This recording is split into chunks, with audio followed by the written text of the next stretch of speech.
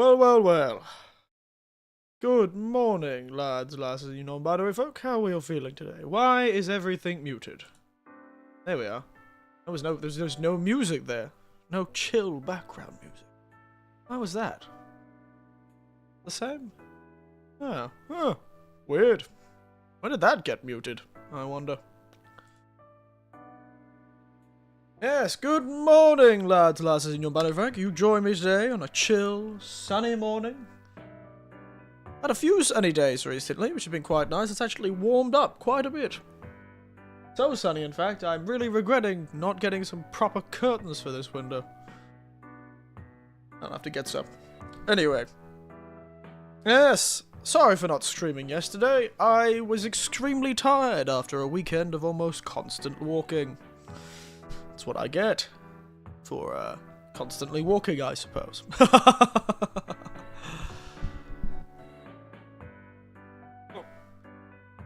Myself some closed doors. To be honest, I don't know if this helps at all with the sound. Who knows? Probably would be better to keep it open, wouldn't it? I'm not too sure, to be honest. Makes it warmer for me, certainly. Yes. How is everyone feeling? I'm feeling quite good, to be honest. Bit tired, bit stir crazy, kind of ready to get back into work. It's been a bit of a while, you know. Ready to get back into work, frankly.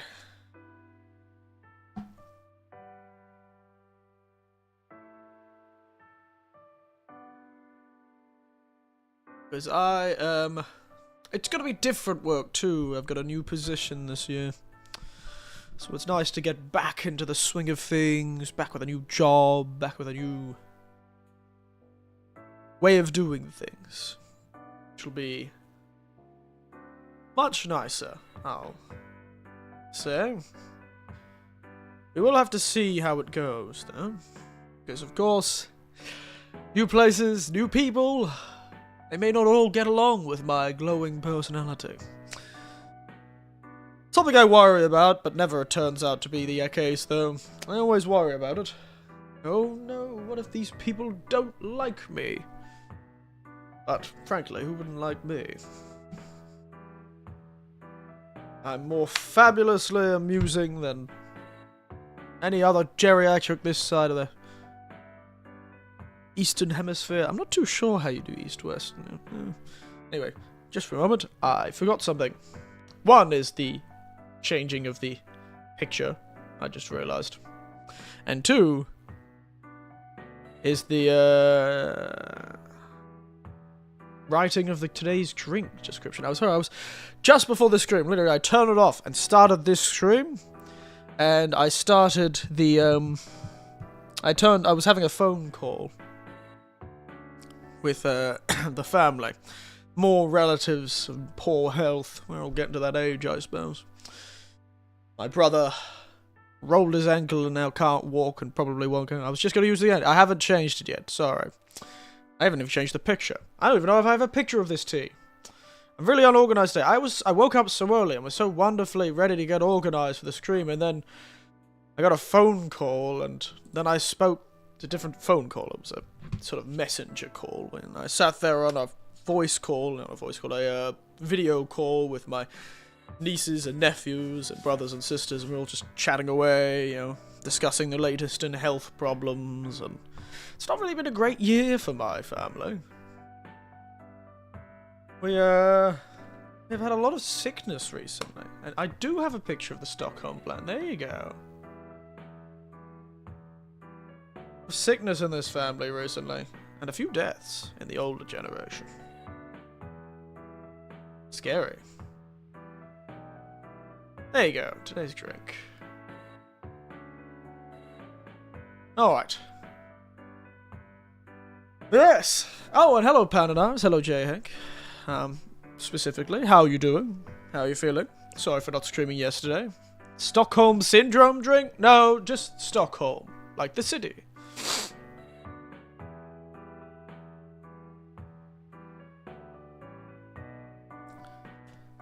Stockholm is just a wonderful city in Sweden.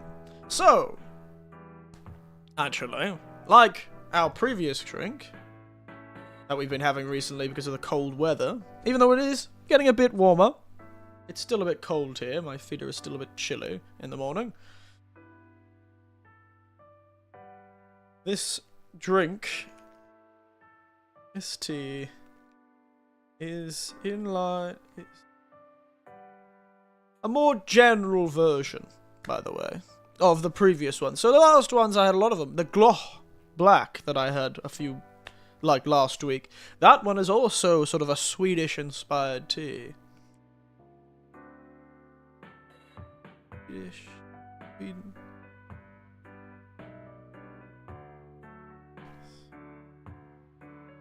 Rather obviously inspired by Sweden. And good about that, too many people to hang out with and not enough time, not enough me to go around. Yes, I certainly understand that. I certainly understand that. Too much of me, not enough time to go around, and suddenly my holidays are ending, but I am pretty excited to get back to work, but that doesn't mean I'll be streaming a whole lot less. Granted, like I streamed that much more during the holidays.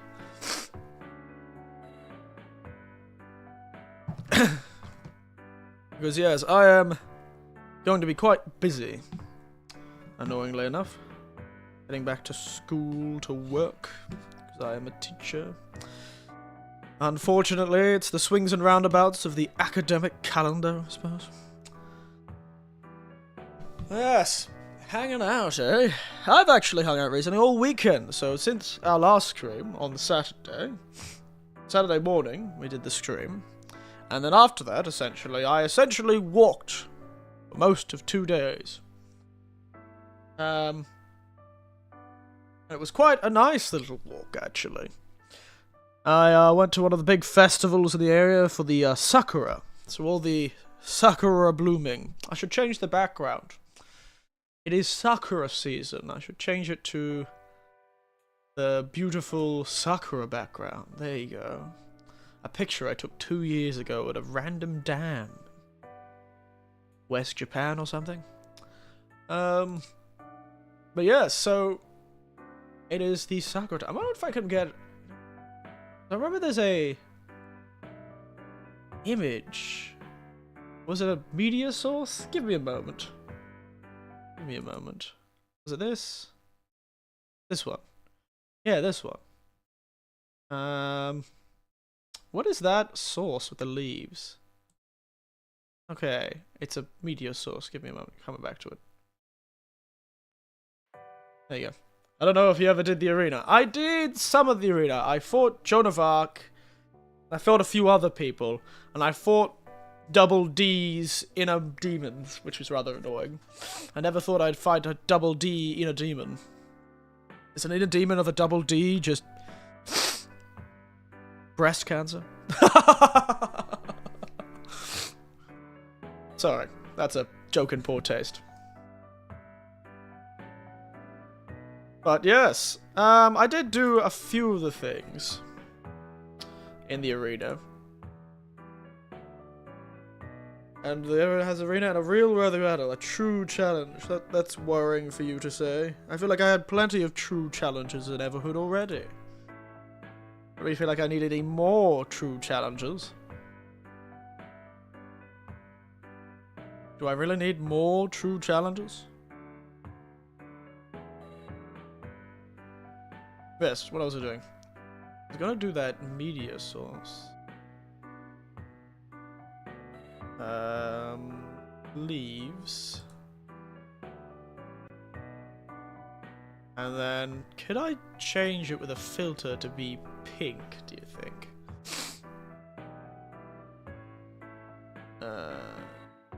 Color correction.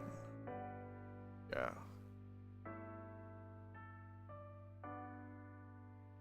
Hue shift.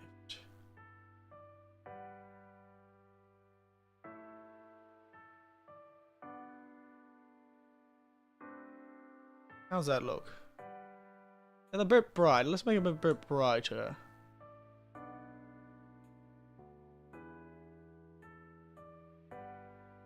How's that? They look like sakura petals. They look like sakura petals to me.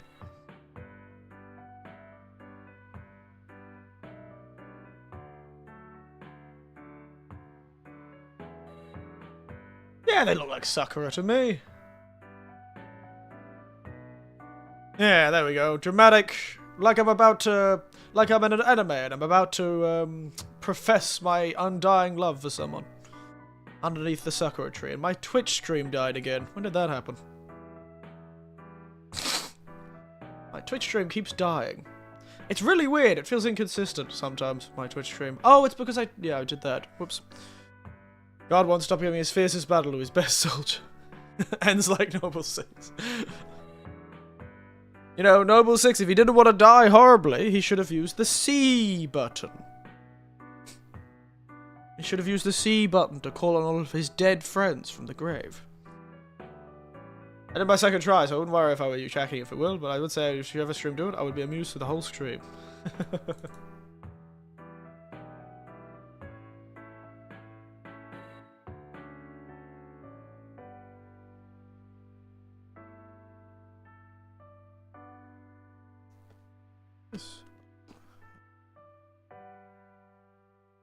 What is this one full of? It's full of flowers and apricot. Of flowers.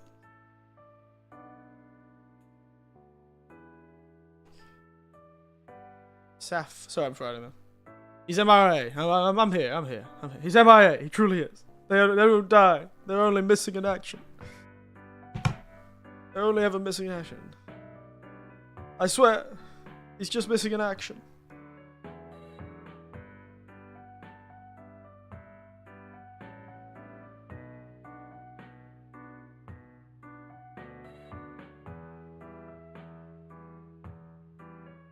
Sorry, I'm just writing the thing for Stockholm. Tea. The tea from Sweden. Inspired by Sweden.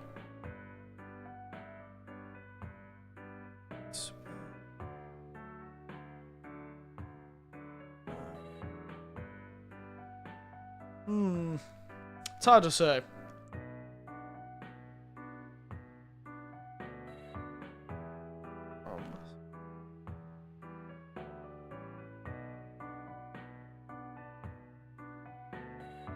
With the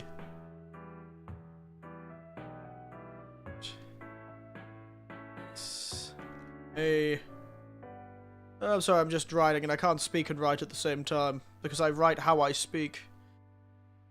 Elegant.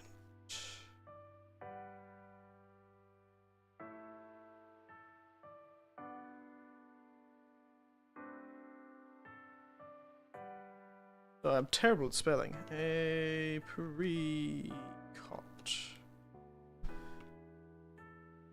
Did the C button work for anything if all the shadows filled with covenant grunts? Hey, it depends.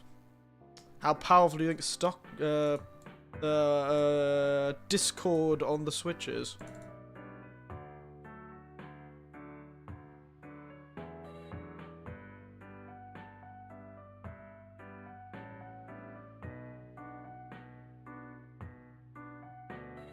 I suppose.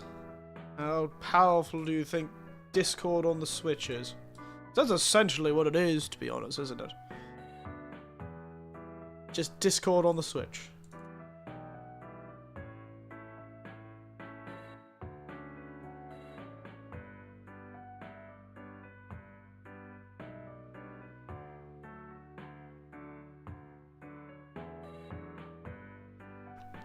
Alright. Do I have the idea with my blind eyes? I just spotted an ant moving in my ceiling without my glasses. Oh my goodness. Well, human eyes are a lot better at picking up movement than they are still things, so maybe your eyes still can pick up movement, just not any details. Or maybe you're far-sighted, not short-sighted. Depends what kind of blind you are, Panda Dives. What is far-sighted in Japanese again? Oh, something or other.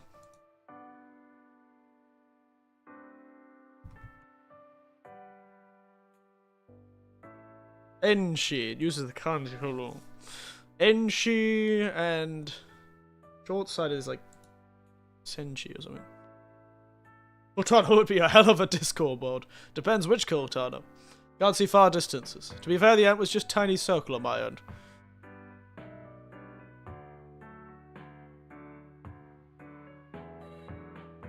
Yeah, Enshi and Kinshi. Long-sided, short-sided. Far-sided and short-sided in Japanese. I'd forgotten those. I've been terrible with my Japanese study recently. Maybe that's what we should do on the stream. Do some Japanese study to make myself actually do the study. I'm sure that'll be thrilling for all of you people. Now, give me a moment. I've got to pour my tea.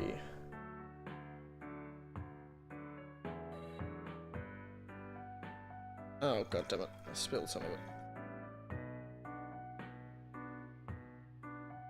Yes, so, today's drink, to be give an explanation, is funnily enough, as I said before, it's another Swedish-based drink, the Stockholm Blend. Though unlike the other Swedish one we had, which was based on Swedish and, Nordic Christmas tradition, in the Gloch tea, this tea is also based on Sweden, specifically Stockholm, but is more inspired by the sort of refined living of such a place, A lot of Europe has quite an obsession with flowers. So this is a black tea, orange peel, safflowers, calendula, rose petals, vanilla, and apricot, which creates quite a nice, sort of strong, sweet smell. A very strong floral note.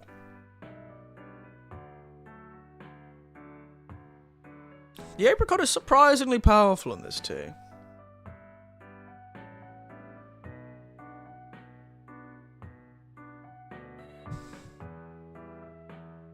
It is quite a floral tea, just a hint of vanilla.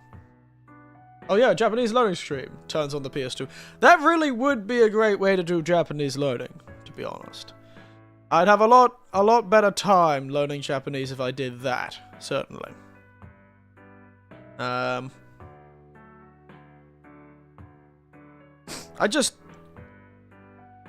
need to be more... I do need to be more, consistent. It's something I've always struggled with, consistent study or consistent work. Even in my younger years. And though I did find a good balance when I'm working, see, at work...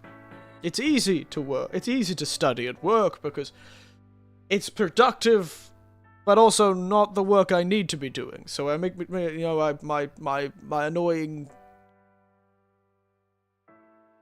I just want to acquire so many unique drinks. Well, why does it keep not letting me do that? Oh yeah. Sorry. Yeah, it just helps me. I can study much easier when I'm in a workspace, but I've always struggled to study at home. Now, in my older age, of course, I study sometimes at home, but currently I don't have an office space to sort of separate my mind. So we're kind of stuck with my home being my home. It's bigger, certainly, the one I'm living in now, but it's still no house with an office, And the other house was sort of in like a granny flat, so I could go to the other house and sit in there and do my work. So it was a lot easier to sort of get myself in the headspace. I just want to acquire so many unique, different drinks. All I have is eggnog, rum, and some cola. Well, I seek it out, Panda Knives. I seek out uniqueness. I like tea and I like alcohol. So both of those things have a length and breadth of flavor that will pretty much never run out. Excuse me. I'm blowing my nose a bit. Though, I'm really glad that I no longer have a runny nose. That's nice. Today it's just been because I did a bit of cleaning. Dust has got up my nose a bit. But recently I've had no runny nose, which has been spectacular. But yes, how do I acquire it? I just buy them. I find places that have them. Like, in Australia, where I get most of my tea from, is an Australian company called the Tea Centre. And they have a lot of very unique blended teas and that sort of thing that I can try out and see and have fun with. And then, of course, alcohol is more than you can poke a stick at, even in the tiny alcohol shops, like in Japan, you've got like 100 different sakes and 20 different shochus and 1,000 different whiskies. You can find all sorts, and of course I travel around a lot in Japan. I make sure to go around and travel a bit. So I myself can have a great time. So, you know, it's about traveling and doing things and just buying stuff. Like, yeah, I go far and wide, hikes the mountain monks, and trains in secret to secure their tea. I would do it. If I had become a monk to secure a unique blend of tea, you'd better believe I'd do it.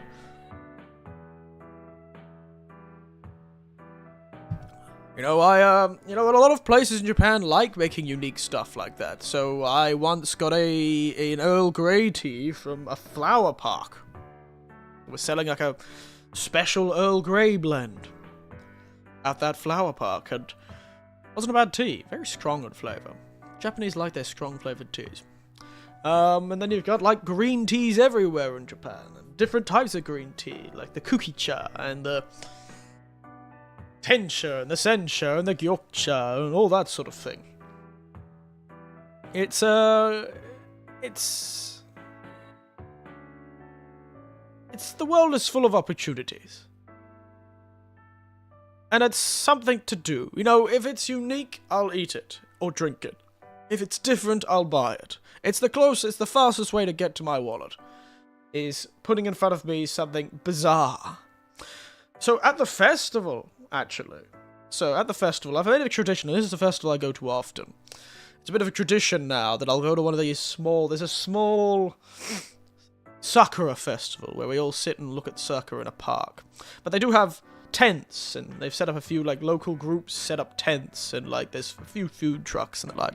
I had some wonderful food this last weekend. It was really nice. I had like a lot of great food this weekend. I had like a few weird little Chinese bun things. I had like a really fancy yakisoba. I had like what was called a nikumaki. Not something I've eaten before. I've seen them before, but I've not eaten them before. So a nikumaki. So niku means meat. Maki means roll. So harumaki is spring roll in Japanese.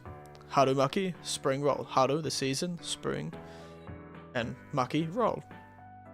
You got makizushi too, or is it sushi maki? No, it's makizushi, I think. Rolled sushi, which is what you see in a lot of Western countries. Your sort of California roll, that sort of thing. But this is called a meat roll. Now, it actually is surprisingly similar in a way to how they do sushi, but instead of seaweed that it's wrapped in, as like a California roll would be, it's rolled in just like a slice of pork. Like they crisp up a slice of pork and roll. Well, I assume they cook rice. They roll up a heap of rice with pork, and then they cook the pork around the rice. And it creates, and this guy put a bit of cheese on top. So it's like rice, full of like meaty juices. Meat on the outside, with a big cheese on top. Honestly, it's like the Japanese version of a corn dog in a weird way. Except it's like the opposite. The meat is on the outside rather than the inside. But it's nice. It was nice. That was really good. But back to that. There was a small group of old fellas that I've now kind of friends with. They're always like, "Oh, it's been a year. How's it, Eric? Ah, sit down, sit down." And they sort of sit there and they run a little like sort of like sake sommelier stand. They're all like it's another one of those things about Japan. They love their sort of hobby groups.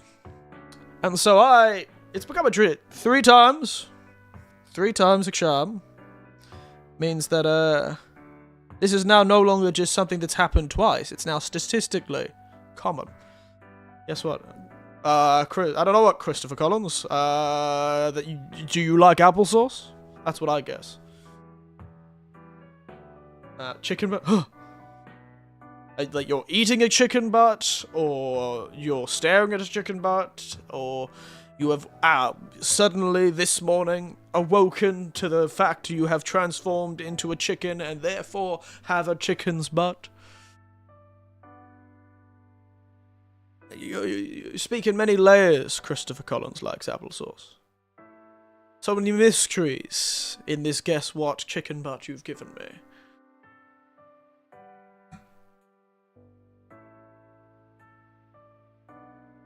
So many mysteries. What do they mean, Christopher Collins? The letters. What do they mean? The words, Christopher. What do they mean? The numbers. Sorry. Lost myself a bit there.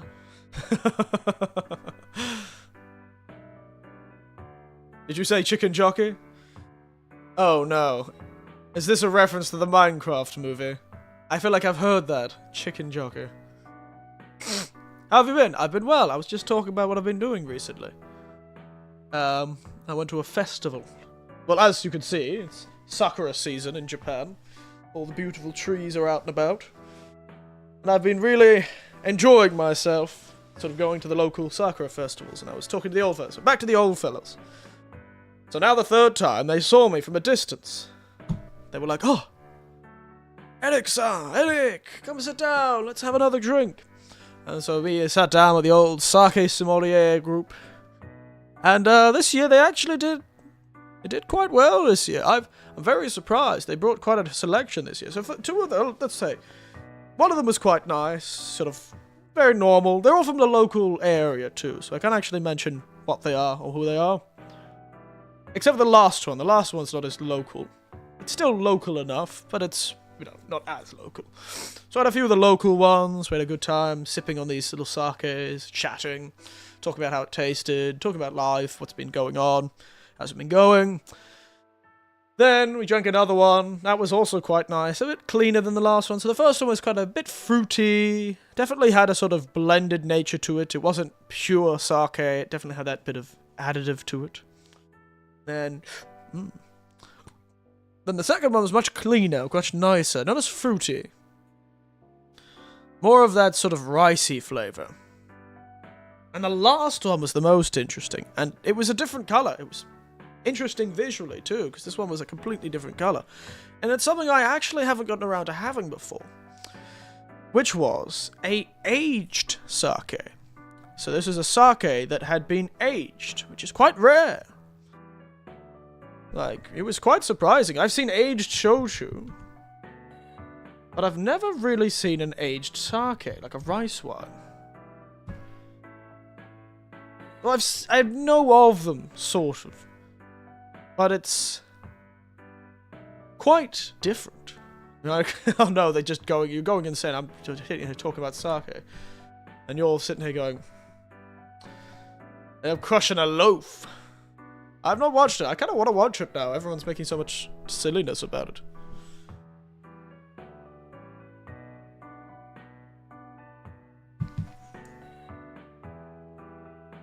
But the point is, this aged sake was really fascinating. It's the first one. I don't know how long it's been aged for. A year, two. Not very long. So it's not like a whiskey. But it's very different. Very interesting. And it's actually a rather expensive drink. Stop quoting the Minecraft movie. I am Steve. Strange how well it's doing at the box office. I think people probably just like... Maybe it's just well written. You don't know. We've only ever seen the trailers. Perhaps the trailers just did us a disservice. J-Hank. Maybe it's actually quite a fun, amusing movie. That's well written and it's just got a bad trailer. Wouldn't be the first time. Might be a good movie. I did hear some positive news about it. I did hear it. I wasn't going to say it was like it wasn't like a, it wasn't like blowing you out of the water, but apparently it was quite good to some. I saw a few people saying it was all right. I saw people saying how it was all right.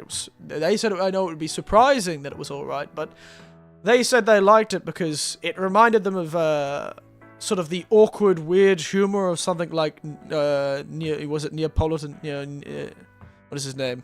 Napoleon Dynamite? it had that sort of awkwardness that Napoleon Dynamite was for, which is, I think, because the director is the same as Napoleon Dynamite. Is it Napoleon Dynamite, that movie? You know, the guy with the hair and a really awkward humor. Yeah. I've heard it reminded them of that film, and I think it's the same director, from what they said. So, maybe those people just really liked Napoleon Dynamite.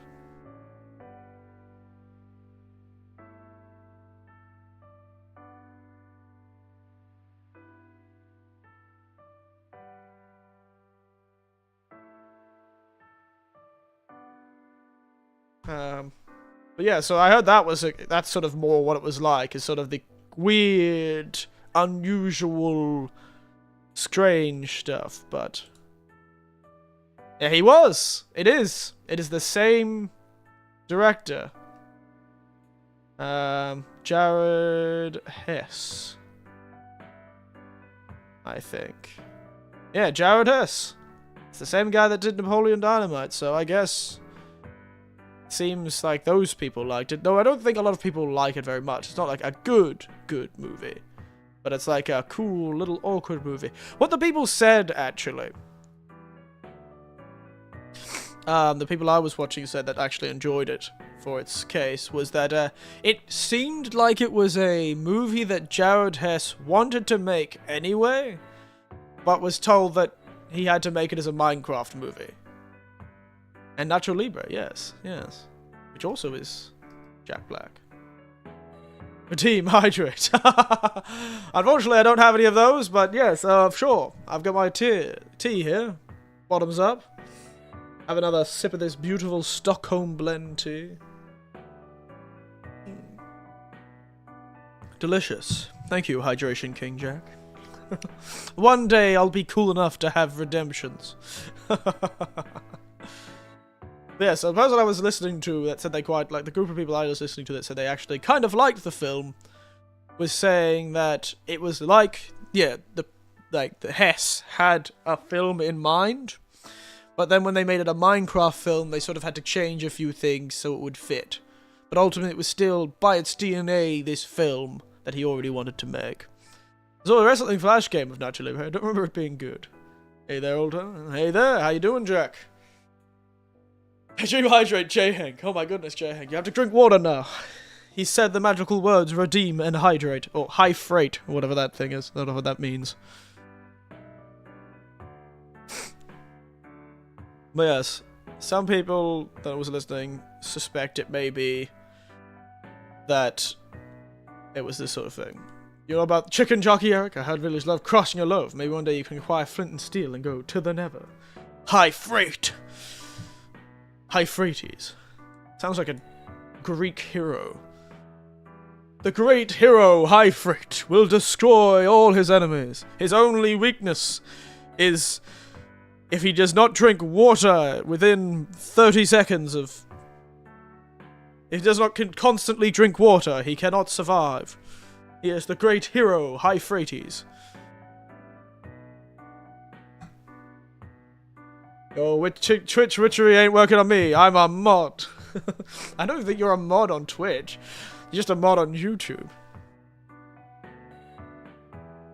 Reading Panda Knives hydration. You got some hydration there, Panda Knives? The Hydration King calls your name. But yes, now, point is, I've had a good time, and I had quite a water. You've got some water, like an Australian says, W-A-D-D-A, water.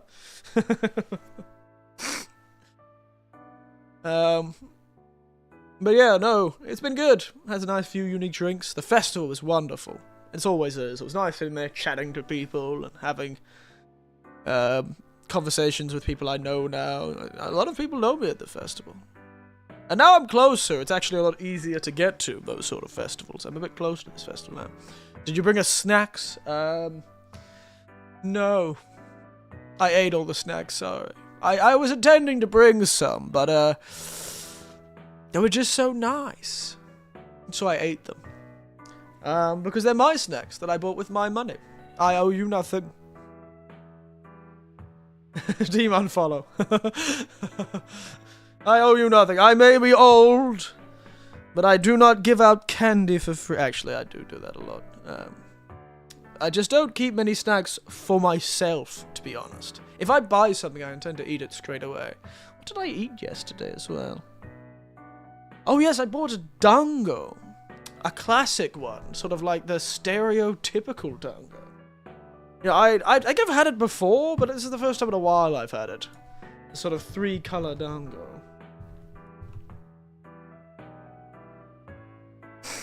Yeah, there it is. This is like a goddamn random. Just let me save an image as a JPEG, for God's sake. It's an awful looking image, it doesn't look nearly as nice. It's a very classic thing. I had the old 3-color dango.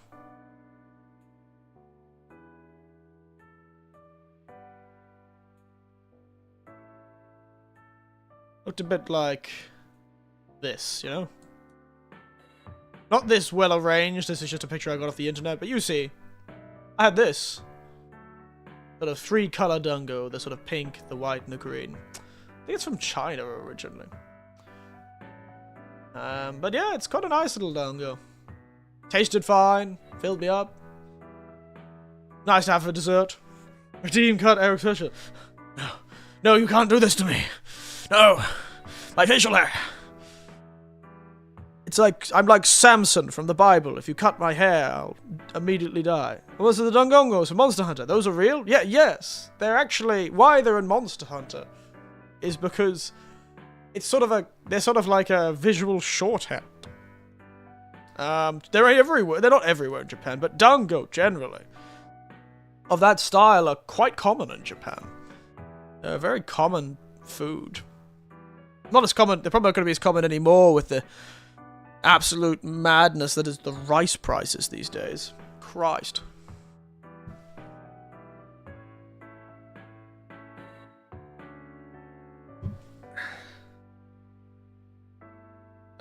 But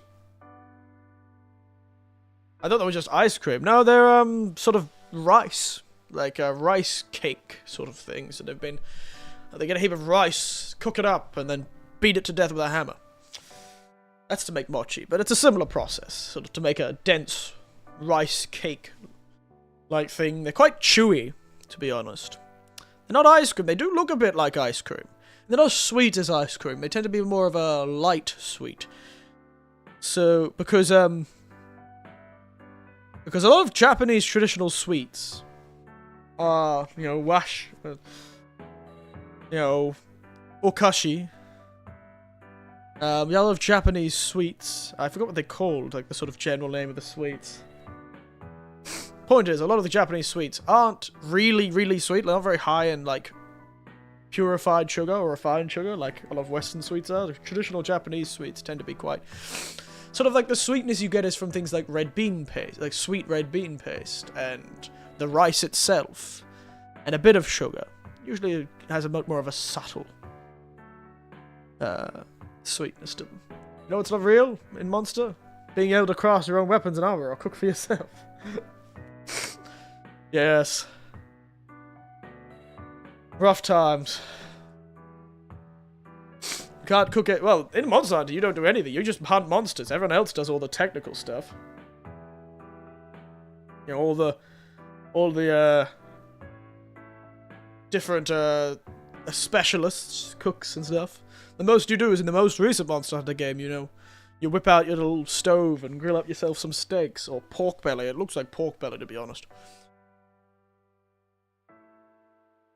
Point is, I had a nice little time at the festival. Very much Japanese aesthetic. Living that Japanese aesthetic life. I wonder if I'll ever get bored of it. Probably. I'll probably get bored of it one day. I think the only reason I'd ever get bored of this sort of stuff, like the festivals and like, is if I get miserable.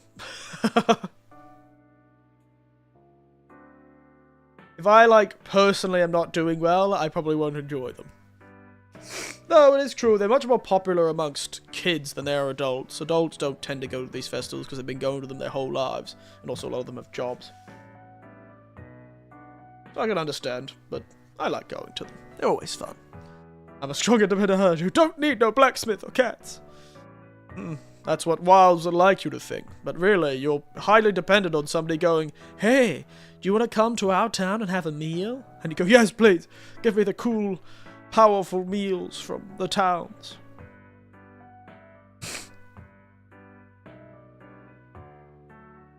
Why is the Twitch chat so much bigger? I really didn't make those the same size, did I? Why have I never bothered to fix that? Yeah, it doesn't matter, I suppose. I can leave them that size. But yes, anyone else doing exciting over the weekend? Any games been playing recently? Redeem equal size. Hey, you're the larger size, Hydration Jack. You're the more powerful. That's right, I was following the rules of Twitch. I have to make Twitch viewers have a better experience. So the Twitch viewers have to be able to see themselves better than everyone else.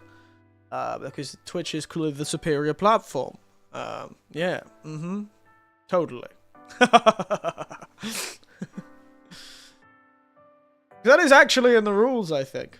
Is that, you know, you have to make it so that the Twitch people are having an equal or better experience than any other platform. Such a weird thing to write into your stuff, but, you know, go off Twitch. I suppose you didn't get here by being not petty, I suppose. I suppose you didn't get here because you were being not petty. Poor YouTube chat. Oh, well, they'll be fine, I'm sure. They could read you, and you could probably read them, I think. Can you? I don't know. Can you read them? Yeah, you can read them. They seem fine. Being a digital Devil Saga 2, so after the mind blow that was ending 1, second game is a minefield of the mind. Just every mind is a nuke. That is a real sentence. I forget that's a game you're talking about. It just sounds like you're making a joke. Like, Digital Devil Saga, for some reason, sounds like you're making a joke about, like, Devil May Cry or something like that. Minefield of the mind. Just every mind is a nuke. That's... the first thing I see when I look up Digital Devil Saga 2 is Reddit. Is Digital Devil Saga 2 more bullshit than 1? Wow. Yeah, I know it's a Shin Megami Tensei. We talked about it in one of the other streams, but it's just such a funny name. It just doesn't seem real. It doesn't seem real at all. What is Atlas on when they name some of their games? You know, God, the mid-2000s were a strange time. I feel like games had a lot weirder titles back in the mid-2000s. These days, all these AAA games have very, like... what's the word for it? Sort of market-tested names? Like, they have a lot of market-tested names, sort of thing. I feel like a lot of games are very much some bastard in a boardroom going, we should call it Modern Warfare 3 for the 3rd time. We should call it Modern Warfare. It's like, don't we already have a game called Modern Warfare? Yes, we do. And you go, then why do you call that one Modern Warfare? You've already got a Modern Warfare. But it's like, because people like the name Modern Warfare. We don't want people not to think about... we want people to think about the original Modern Warfare when they play the new Modern Warfare. We need them to have that feeling of nostalgia, but after they've purchased a full-price, brand-new AAA game. For 20 years, playing a bit of Monster Hunter 2 Freedom 2. Sorry, Monster Hunter Freedom 2. Sometimes I wonder about going back to those old games. Speaking of older games, and I guess it only stopped recently in the grand scheme of things, but I was at a bar on Friday last week, I think it was. I was out drinking with some fellas. Having a great time. Oh, excuse me. They had an old sort of darts machine. So you'll see these like darts machine in Japan. They're like an arcade for darts. Instead of just being like a classic old darts board, they're like a little machine and it can detect where you throw the dart, and they're not sharp, so they won't hurt anyone too badly. Japan does love darts. It is they are a fan of darts, certainly. But this machine, funnily enough, when it's sitting idle, it, you know, talks about different things you could do on the machine, that sort of, you know, like how like an arcade machine would. But the funniest thing is, randomly, out of nowhere, it started advertising. Like, it's an old enough arcade machine to have, like, built-in advertisements. But the funniest thing about this ad is I looked up, and it was an ad for Monster Hunter Frontier X, or whatever it is. So it was part of the updates. But the point is, it was an ad for one of the Monster Hunter Frontier updates, I believe. So, because this is an old, offline machine, it just had old advertisements on it, clearly. Or whoever owned the stuff also, for some reason, had a deal with Capcom to advertise Frontier. It was very strange. Out of nowhere, the old machine advertised Monster Hunter Frontier.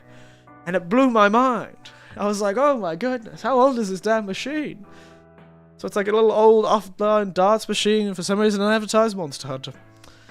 And I thought that was hilarious. I like looked up and it had a classic. It was like an ad, so showing like some sort of update or something like. Cause it was like showing all this stuff. And I was like, oh my god! And one of my friends was like, "What the hell's that?" I'm like, "It's one of the old Monster Hunter games. It was like a MMORPG that went for like a decade in Japan only. It was a Japan only like MMORPG, and it went for like ages. Though now you can play it in the West, half translated, of course. But you can play Frontier in the West now using like fake servers and that sort of thing. Now, these days, you can get sort of a emulated version of Frontier. I actually got it working on my laptop before I died. It died. It's not all that hard, Jack. It's not actually that hard. I figured it out. If I could figure it out, you can too. Granted, it's a decade's worth of content in a single game. So there is a lot in that game. And it isn't all necessarily well balanced. It has that whole thing that happened, is it all translated? It's 90% translated? Not 90%, I'm lying to your face. It's like 50% translated. But there is a pretty active community. I should head out, call some friend or something. Have fun. You have fun, Pound of Knives. Thanks for coming. But yeah, it has an active community, so if you need help, I suppose they'd help. But yes, it's a bit tough. I got it working, though. It really is as simple as, like, they give you all the code to get it working. You, like, download a program, you make a new fake server on your computer, you just go, bam, you put their code in, bam, bam, bam, start the server up, open up the game, type it in the game, and then essentially attach to your own little server on your computer. And if you wanted to play with friends, you could set up like a private server, or you could connect to the already set up servers that they have. Only if you wanted to play on your own would you need to set up a server. You can actually set up to the servers the sort of community has made. I can't do half shows. It had to do with that retro games and emulation. Well, that's essentially what this is. It's an emulation of an old retro game. Unfortunately, that's just how it's going to be. I don't know how far they've gotten in the year or two since I last saw it. Maybe they've gotten a lot further. Who knows? But the thing is, you know how Iceborne had a real problem with sort of... Iceborne had a problem that if somebody came into Iceborne after it was all released and finished, they'd have that real problem with scaling, where it would, like, you would unlock the Fatalis fight in Iceborne, like, immediately after you finish the Iceborne storyline, and you'd have no time, it doesn't give you any space to sort of force you to farm, so that you get better and actually have good enough armor to fight Fatalis. Yes, I think most of Frontier has that problem. Because it's a decade's worth of online constant updates from an MMO, the scaling is just entirely fucked. Like, it's entirely fucked. Mate, it's... You wouldn't believe. So some things you can get way earlier than you should and make you far too powerful. And some things you can't get that are... They focus too much on story. Well, yes. But in this case, it was just an MMO, because, of course, most of the people who play the MMO would have been playing from quite a long time. So they allowed you to sort of get straight into it without much in your way. But the problem is then... when they released 2 new weapons. By the way, Frontier had 2 new weapons, like weapon types, and both of them were extremely overpowered. Because a lot of them they were both released quite far into the game's life cycle. One was released halfway through the game's life cycle, one was released like 80-90% through the game's life cycle. So really, it was like, after the last new weapon type got released, all the monsters after that were ridiculously difficult to focus, because that weapon was too powerful. But now you could fight those monsters without access to that weapon. Or you could get access to that weapon early and end up just destroying every monster before those monsters. Which I thought was quite amusing. It's a fascinating little saga to look through. Get old. Frontier had tonfas, yes. It did have tonfas. Tonfas and magnet spike, I believe, were 2 of the weapons. Tonfas were quite powerful, but then when the Frontier sort of Master Rank update happened, I think they sort of quite reduced their power quite a bit.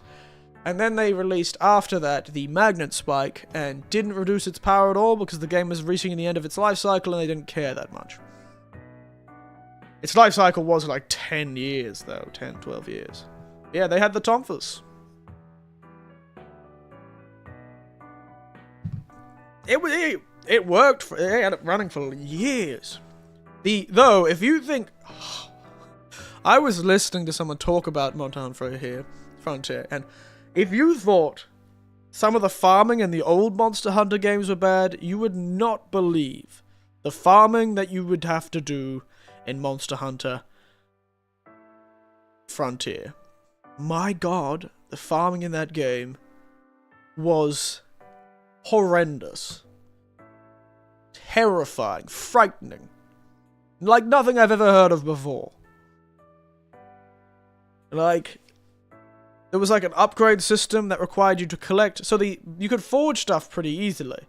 But then you had to upgrade them to make them useful, to get up... I think you'd even get more skills from upgrading them. But the problem is, upgrades would cost more materials from the monster. But it was like exponential. So it would be like, you know, the first upgrade would be like 5 Rathian scales, and then it would jump up to like 27. It'd be all the way up to like, where you're like having to get like hundreds of scales from a Rathian to upgrade the Rathian armor fully. And it was insane. It sounded insane. So frankly, if I were to ever play it, and I did set it up to have my own server, because on your own server, of course, you have server permissions, and you can do a few cheeky things with sort of like server commands. So if I wanted to skip a lot of the farming, I could probably skip it with a few cheeky server commands, giving myself premium currency that, of course, the MMO had back then. And I don't know if the premium currency allowed you to buy everything, but it did allow you to buy a lot. So yes, better believe I'm premium. Though a lot of the servers that are run by like the community would allow you to do that sort of thing. A lot of them are run with just like all the premium stuff activated. So there was like I believe it was free to play, but it had a subscription model. Or was it a subscription model? It might have been a subscription model, but he had tiers within that subscription model that essentially gave you extra drops every time you did a hunt.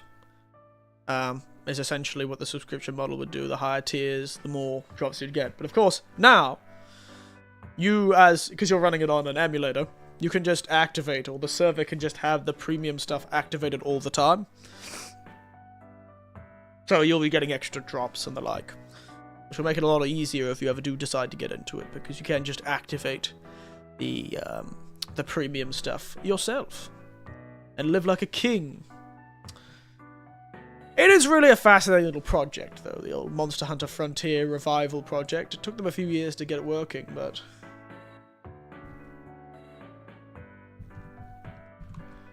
Frontier. But yeah, no!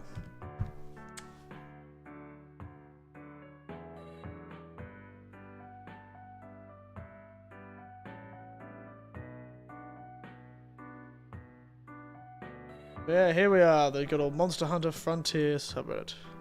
So you've got the Frontier's public server list. They've got quite a lot of them. They've got about, I think there's 6 of them. They each have their own Discord. I'll check it out when I have time. It might be good. Who knows? It might be good. And they do have some very helpful guides. Like, it helped me go through all of it and set up my own private server and everything. So, really, surprisingly, I could do it. They've certainly helped.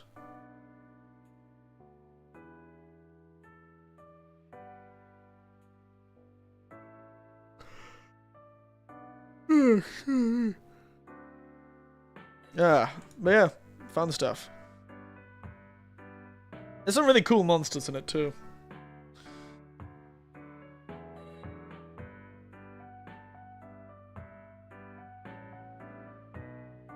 Some old databases and all that sort of thing.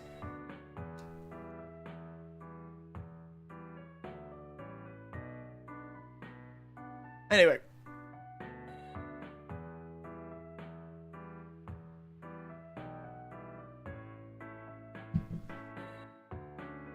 Yeah, so apparently most everything is... Most of the normal stuff, I'm just reading some stuff about... I remember reading it. Most of the, like main needed language is translated. So the stuff you need to know how to play the game. But a lot of the fluff language and the actual storyline stuff may not be as well translated. So that could be a problem if you like that sort of thing. Anyway. Good stuff. Good stuff. Ooh, sake cocktails. Sorry, I just was on a site reading about aged sake earlier this morning because I wanted to talk about it today when I was... Because, of course, I had it over. It's very nice, the aged sake, by the way. Had a very, very strong flavour. Sake addiction. Rude. I was just meeting my old friends, my other geriatric friends who also enjoy, you know, being sommeliers. I'd rather say sake sommelier. At least that's what the fellow's business card says. But this aged sake was quite interesting. It had like an almost savoury flavour. It was quite strong. Almost had like sort of this savoury umami, sort of cooked rice sort of flavour with just a hint, well, quite a strong feeling, quite a strong, like, association. My brain was associated strong with almost like a soy sauce-like flavour. It's very nice. How old are people in Japan? Well, I work in education, so it feels like there's a lot of young people. But, generally, it's a lot of old people, especially out here in the middle of nowhere. Though there is a university nearby, so I am maybe a bit more biased towards there being a lot of young people, but... These fellas, I think they're all well over their 60s. Most of the people I talk to. Hell, my whole hiking group, we're all in... Not a single one of us is below 50. Not even a single one of us is below 60, I think.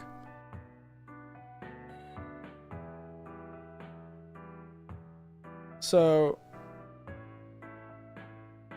Wow!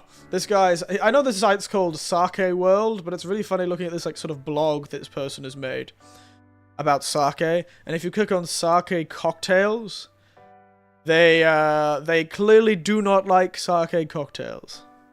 How are they, I asked? Like, friendly? Racist? Oh, you mean like, how are they? I thought you said how old, my brain read it as how old are they? How are they? Oh, well, you know, when it comes to these sort of, these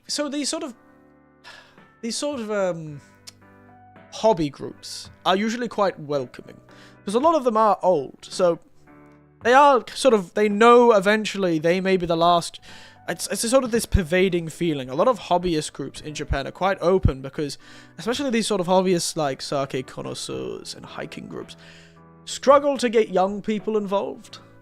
So I probably am in a situation where a lot of the older people are quite welcoming, because they want... Well, they just like having more people there. And to them, it's seen as like a badge of honor that, oh, look at this.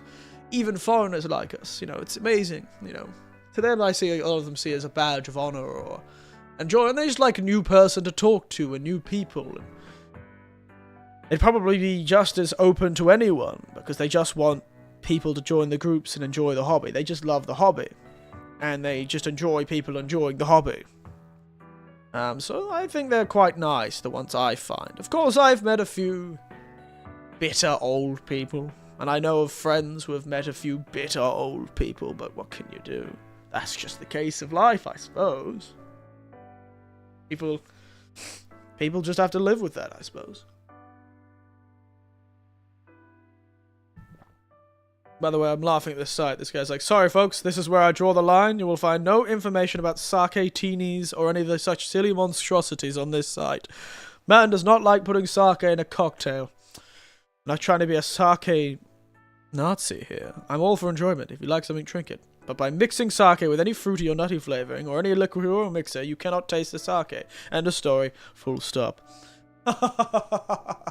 Wow, this guy is absolutely not having it. He is pissed off.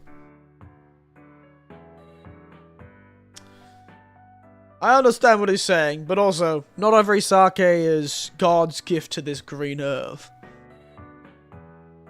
My god, this is hilarious. I'm just enjoying this guy's absolutely getting so pissed off about sake cocktails existing.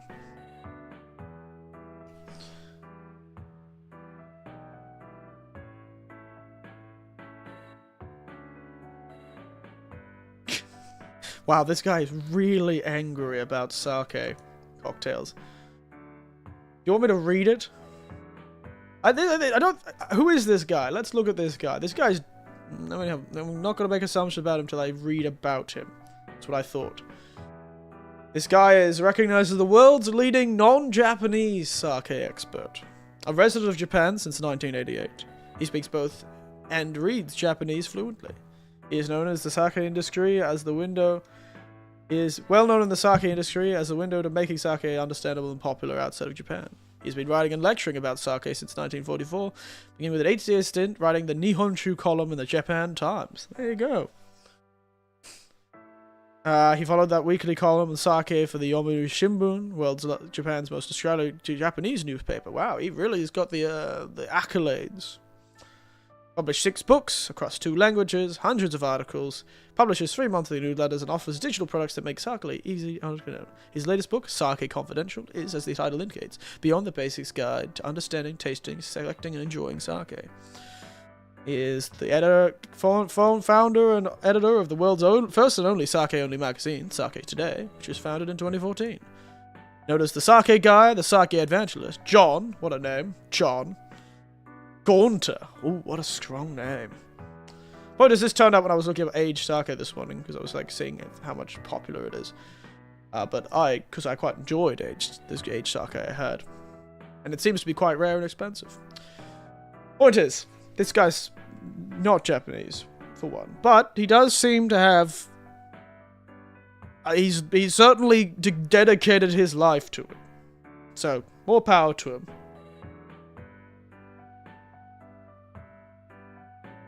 He's the only non-Japanese certified master of sake tasting in the world, administered by the Nihon Jozu Kyokai, or Brewing Society. Jozo, isn't it Shuzo? Oh, maybe I don't know the Japanese.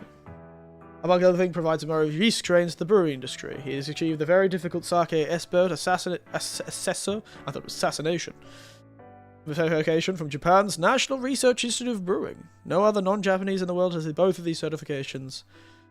Yeah. Wow, he has a massive About Me section. Christ almighty. Well, it makes sense. He's got a lot of things. He's won a lot of awards.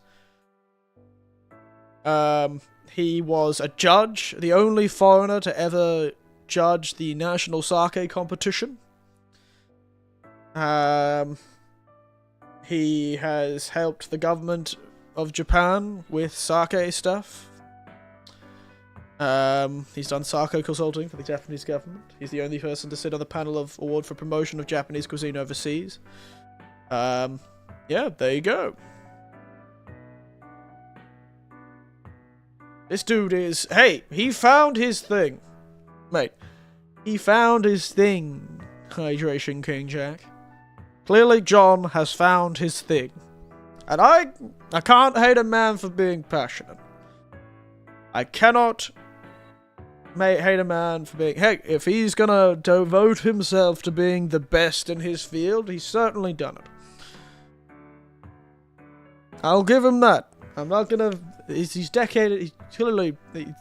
He sounds crazy about sake. And it is the exact kind of person who I imagine would get upset that people use sake in cocktails.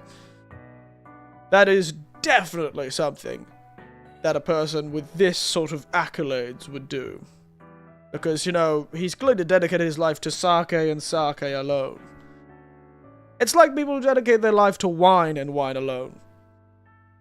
Most people who are really into wine do not like wine cocktails, because to them it ruins the purity of it. And I can get that. But if I buy a cheap sake, I can drink it on its own. But I can also have a little fun with it.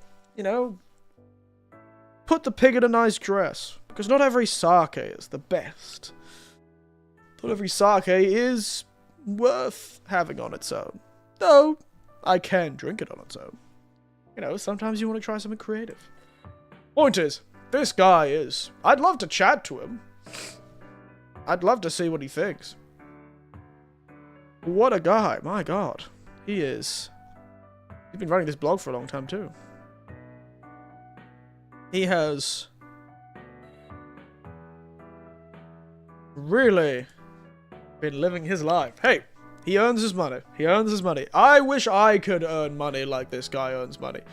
He gets to go around Japan judging sake competitions and drinking sake and doing articles on sake, and I have to sit in a tiny apartment in rural Japan. And well, actually, I like my teaching. I can't say that. Point is, a lot of people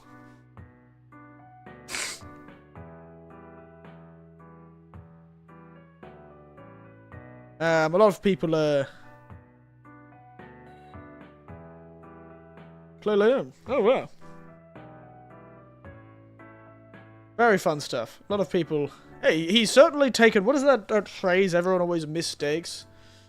You've got to find, like, one thing to live for. Japanese... hobby... like, philosophy?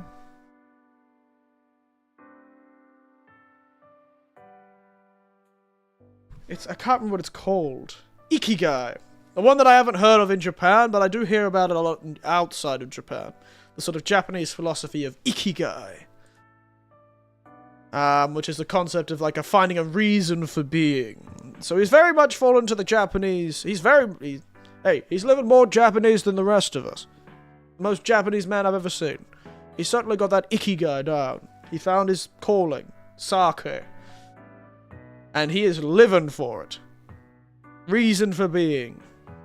He loves sake. He thinks the Western world needs to know more about sake. He can be paid teaching people about sake.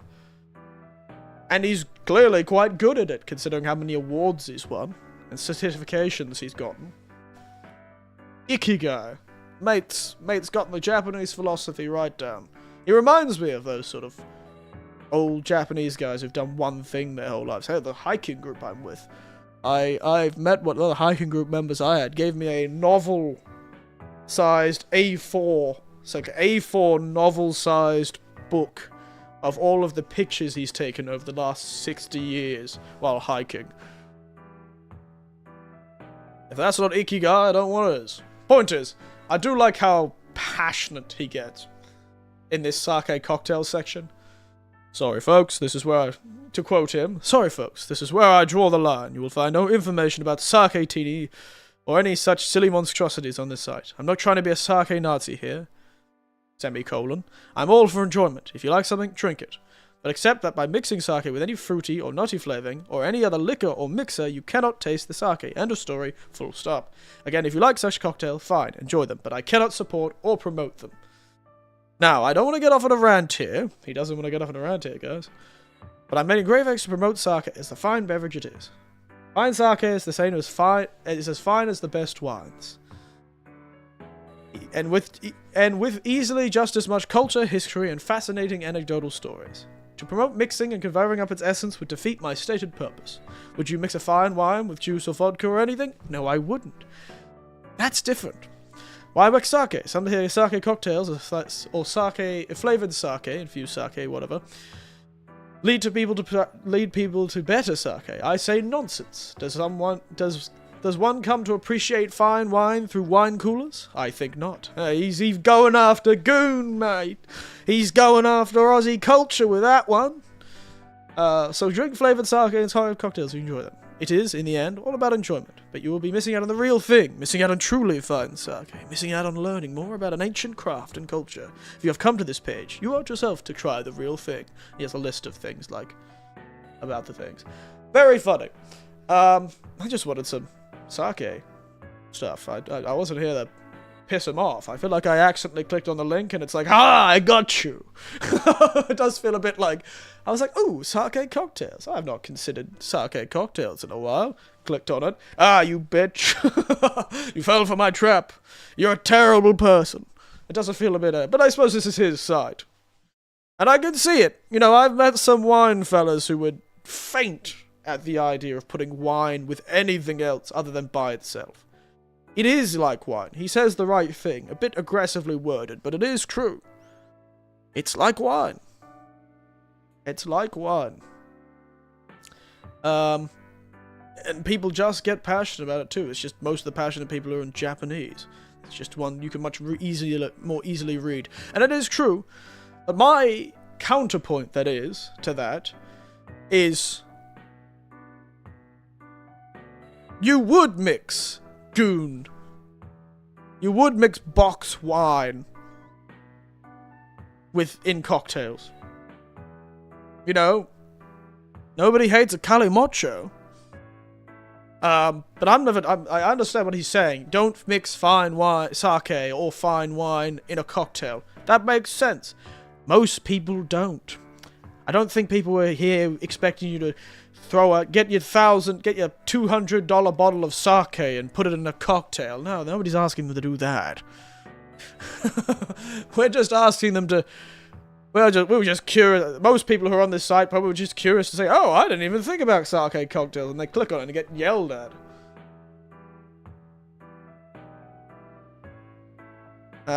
I think most people who clicked on this link, and I know he'll never hear this, but John. Most people who clicked on the sake cocktails section of your site weren't really wanting sake cocktails. They were just like on your site already and saw sake cocktails. Ooh, that could be interesting, and clicked on it. They're not trying to attack your personality, John. It's fine. They were probably just thinking you would like, oh, if you've got a cheap bottle of sake you use for cooking, you could probably use it for this too. You know?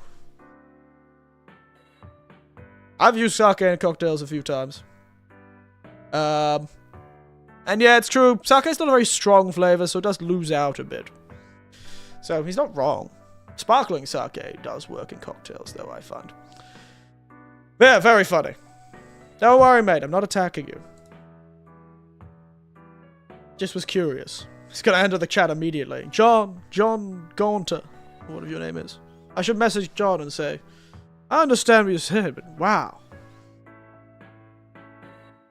But yeah, no, it's true. And hell, even over the years I've lived in Japan, I've discovered this sort of depth and breadth. Because of course, you see sake as sort of a monolith in a strange way. Like a lot of Asian culture stuff, you tend to, because you see so little of it and such a single idea of it, and people don't really like this guy, because he's really gone into the weeds. I think I could learn a lot from this guy about it, but even on my own, I've learned a lot about sake. Sake is honestly more equivalent to wine. Even though it is only in a smaller part of the world, you know, not just sake, but let's talk about the whole thing, you know. All of Asia, East Asia and Central Asia especially, like East Asia and even Southeast Asia, use an entirely different base thing. So in the West, most things are made with yeast. But in Japan, a lot of their stuff is made with a mold. Yeast and mold are similar, but you get the point. But this mold is koji, or or whatever they call it in various other. But in Japan, they call it koji, and it's used in everything. It's used to make soy sauce. It's used to make natto. It's used to make sake. It's used to make shochu. And that is sort of unique and interesting and fascinating, and it sort of creates this sort of range. And koji, just like wine, just like wines, there's sort of a depth and breadth that you could never expect, and it's harder to find. It's harder to see too, I suspect. Because, of course, in the West, we have red and white wine and rosé, and you can sort of see the difference already. And within those, of course, there are differences between, a Pinot Grigio and a Chardonnay, and, within red wines, you've got, like, Pinot Noir and Cabernet Sauvignon and la-di-da-di-da-da. You get the point. But sake is the same, but it's harder to see the difference, because all sake is a clear liquid or a white sort of like cloudy liquid when it comes to nigorizake. So it is true. It's really fascinating, honestly. I do agree with him. He's a bit aggressive. But, he's earned his stripes. I'd probably tell him to shut up and stop being aggressive in person, but, as long as he's not like that in real life, it's probably fine.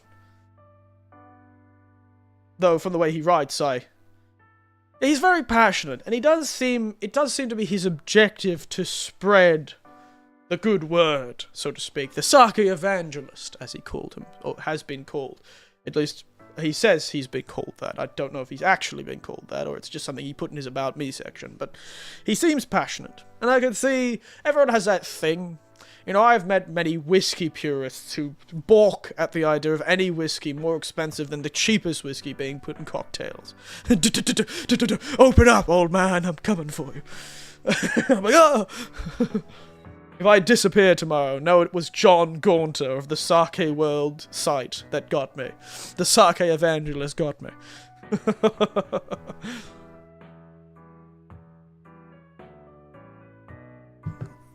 Lol, NMAR profile. But it's true. I've been drinking sake off and on for the last 3 years or so, and I've kept finding new flavors. Hey, that aged sake was also completely new to me. I've had hundreds of sake at this point. Hundreds of sake from hundreds of... And granted, a great deal of them are very similar. Great deal of them are very similar. But because there's so much variety, and so many people there's a lot of sake places trying to stand out as well. Often the more expensive sakes within a brewery tend to be their more unique ideas, the more unique flavors. And hey, it's true, I keep finding new things. I was in Kyoto 2 years ago. A year ago? Over a year ago? Last winter? The winter before last? And I had 24 sakes, all from one region, one town, that was no bigger than, a suburb. A very small little town made hundreds of different types of sake, and these little tasting sets was 24 different sakes, and within those, there was, 5 different major flavor groups, and several other completely unique ones. One of them was very similar to this aged sake. It may have been an aged sake, but it didn't have the coloring of an aged sake, but it did taste very similar. Sort of strong, almost savory, umami flavor. But yes, it's very interesting. First in its class, sake with the taste of winter. Well, funny thing about sake in winter is that's when it's made. This is another thing I should have probably considered that. It makes sense. There's a brewing season for wine as well. But it's been so long that we've kind of made wine grow all year round and have different and good seasons and bad seasons that I just forget there's a season to things, and it makes sense. When I went on a sake tour during January, I went to a little sake brewery, and the owner was very passionate as well. Talked about the sort of age and the sort of thing, and he talked about how when he was even younger, they used to only do it for 3 months a year. Sake used to be brewed for 3 months a year, and that's it. Only in the winter months, essentially. About a bit into winter and to the start of spring, they would brew sake, because that was when it was cold enough to brew sake. Sake is extremely temperature sensitive, and it requires a very specific temperature. Though these days, they've managed to spread it to 6 months a year. Because of modern technology and more better climate control. But even then, they just can't brew it in other months. And the best sake still comes from those winter months. You know? And it makes sense, because they plant the rice in spring. It grows through summer. And they harvest it in winter. And then that gets turned into rice to eat, and also rice to make sake. It is different rice, I believe. Sake rice, and at this point they've sort of diverged. Sake rice and eating rice have diverged slightly, I believe, in flavour. Yes, it's fascinating stuff. I really enjoy it. I'm not as passionate about this, but I've never been a passionate person. Like, I've never been... Well, sometimes I am, but not about stuff like this. I've never been, like, a super passionate... I have hobbies, and I enjoy them, but I'm not super passionate about them. I'm not about to sit here and... I kind of do that, though. But, you know, I'm not about to make it a job. You know? I've never been that passionate about anything in my life. It is enjoyable. I'd love to chat to the guy. He's got his accolades. It reminds me of that fellow once that I saw that moved to Japan to become a shamisen player. And before COVID shut everything down, they were essentially earning their living by playing the shamisen. Like one of the Japanese traditional instruments. This guy from Canada, that was his job, and he was trained by some of the most famous shamisen performers. He pulled a whole, like a classic drama thing where he just kept annoying he just kept annoying these really well-known, skilled shamisen players until they would teach him. And then they taught him, and now he earned his money. Granted, he does do a bit more YouTube now, but he still plays a lot of shamisen. Because during COVID, of course, he couldn't do his shamisen performances, so he couldn't earn his money. And it just so happened that during COVID, his YouTube channel popped off, as they say.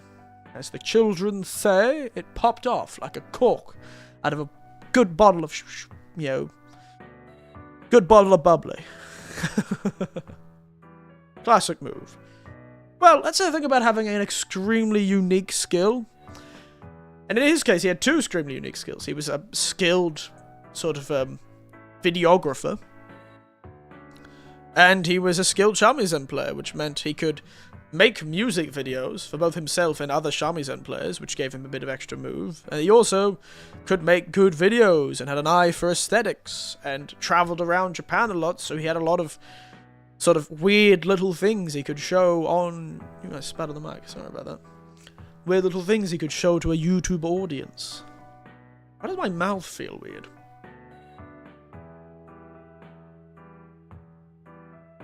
How does it feel to live through history, AJ Hank?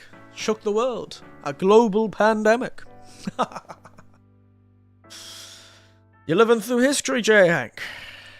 One day in the future, decades from now, COVID will be in a textbook. Actually, COVID is in a textbook. The new English textbooks in Japan have got COVID in it. The new English textbooks have got COVID as part of them. Or at least they're mentioned or used as, like, examples. Like, one of them was talking about history. Like, there was a little bit of a history section in this English textbook, and it has COVID in it. And still living with it. Hey, it's still around. It's not gone.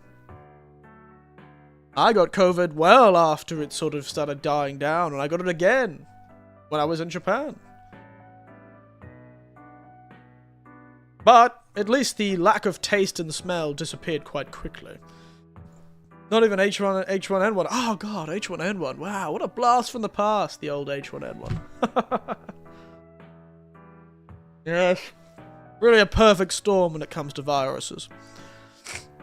Got it a few months ago from a family member. Yeah, I think I got it from a student.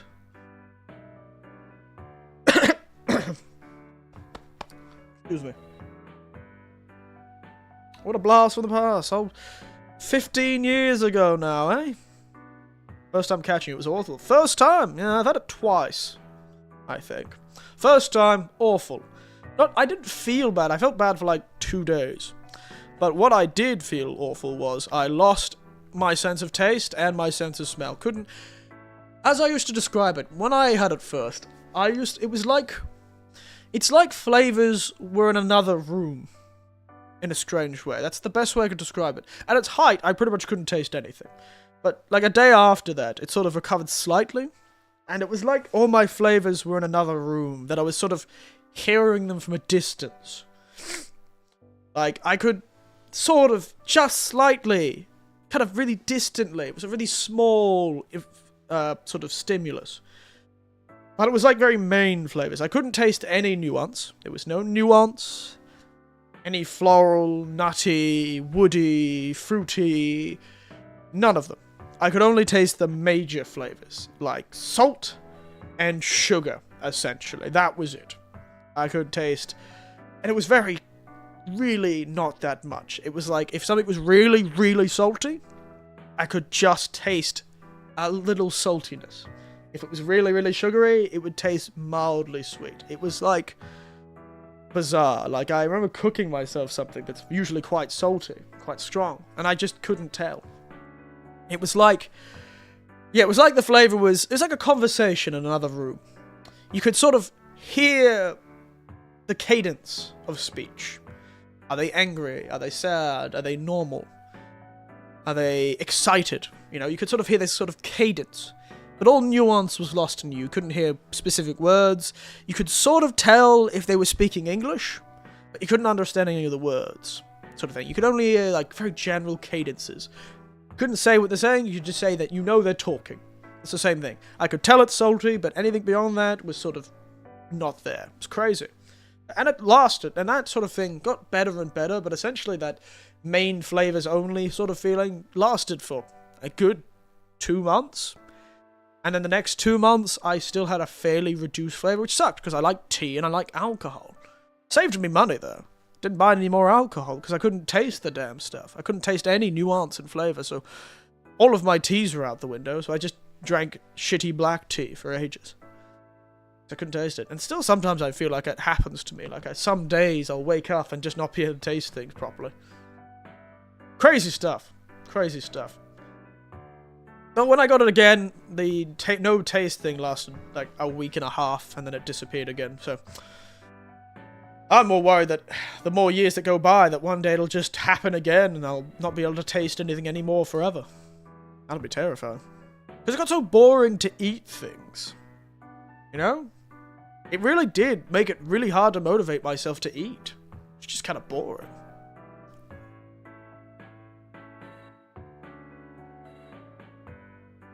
Kind of boring.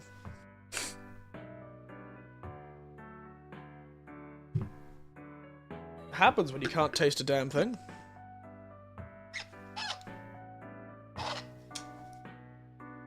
Important region styles. Nada. Fushimi. Fushimi is the one I went to. I went to Fushimi to drink. It's the biggest brewer of sake on the earth. Niigata, Akita, Hiroshima, Fukushima. Then you've got Nagano, Shizuoka, Kochi, Miyagi, Shimane, Yamagata, Fukuoka, and Okayama. Regional sake and quantum physics, huh? What the hell is this guy talking about?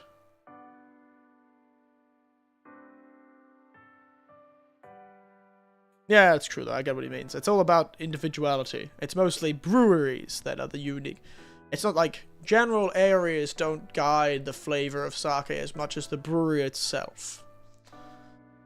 To be honest, if I remember correctly.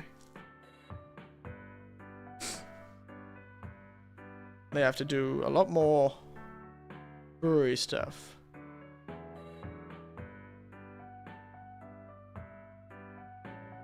Yeah, they no longer ask for sake by region, but rather by producers. Erstwhile, consumers aficionados may have felt and spoken liking sake in a particular region, but not more than this has migrated towards a list of producers with identity and character. So yeah, interesting stuff. I think I'd be nice to... I think I might read this guy's site more. He seems fun. He's passionate, certainly. I'd be curious. I'd be curious. You know what, I'll throw it on the old... bookmarks. See if I get back to it someday. Oh, they have like a Japanese tab. Huh.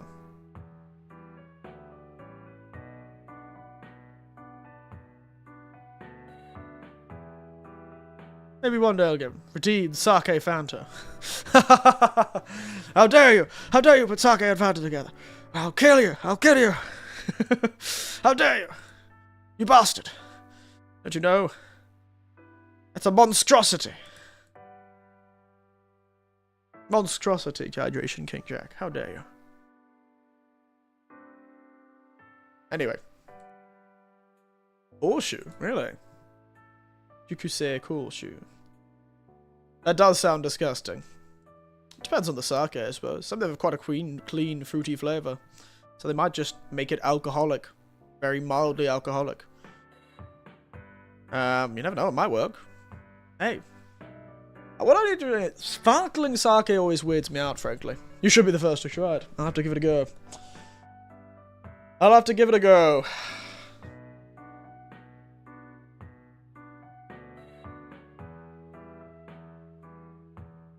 Yeah, this guy's definitely ikigai. Definitely ikigai. Which is one of those things you definitely hear about much more. And a review, that guy will go berserk. Yeah, I'll send him an email with the review on it. Like, I had sake and Fanta together yesterday, and it was like this. I should purposely use something really nice. Like, get a really nice bottle of sake and throw it in some Fanta. Like a truly nice bottle. And you'd be like, why would you do that? Just to torture the poor fellow. I don't even hate this guy. I feel like we're just coming out like swinging to kick this guy's ass for some reason. Why do we want to make this guy suffer so much? Good old ikigai. What you love, what you're good at, what you can get paid for, and what the world needs. Creates ikigai. That's a really difficult philosophy to follow, because most people, I'd say most people, you want to tease the guy, well, you know, if I was friends with him, I'd probably tease him because he's so passionate. It's just how you do things. It's the classic Australian way. Oh, this guy likes something? No, we can't have that. But it's the idea of somebody who's super passionate about something, you almost want to tease them a bit, because they're so passionate. You know, can't have somebody enjoying themselves with a passion they love. Not when I'm miserable and working in a factory. No. And, you know, it's good though. Sake trolls. It'd be funny because I would do it if I was close friends with the guy. Like I knew the guy, and I'd be like, "Oh, I'm just gonna go put my sake in some a bottle of Jack Daniels," just to get his reaction, just to get a bit of a rise out of him. But you know, I'd also allow him to talk about sake constantly if I was hanging out with him. He could like give me a real explanation. I'd have a great time chatting with him. But the problem about ikigai, I wish ikigai was much easier to achieve. What you love, what you're good at, is your passion. What you love, what the world needs, is a mission. It's very Christian. What you're good at, what you can get paid for, is oppression. What you get paid for, what the world needs, is a vocation. Which sounds strange, that's a vocation. I feel like a lot of vocations, I would more assume that with like carpentry and the like. But all of that together, passion, mission, profession. What you love, what you're good at, what you can pay for, and what the world needs. But not many people want to do things the world needs. The world needs a lot of people to shovel shit. A lot of people want to be that. You know? I guess you could get paid. I guess that's just a vocation then. A lot of people, the world needs. A lot of people love music, but. And maybe the world needs it, but maybe you can't really get paid for it. A lot of people have a lot of things they want. If only ikigai was that easily. Good old ikigai. The Japanese have a word called ikigai. But really, I don't think I've heard any Japanese person talk about this. I've heard talking about wabi-sabi and that sort of thing, but I've not really heard that much about ikigai.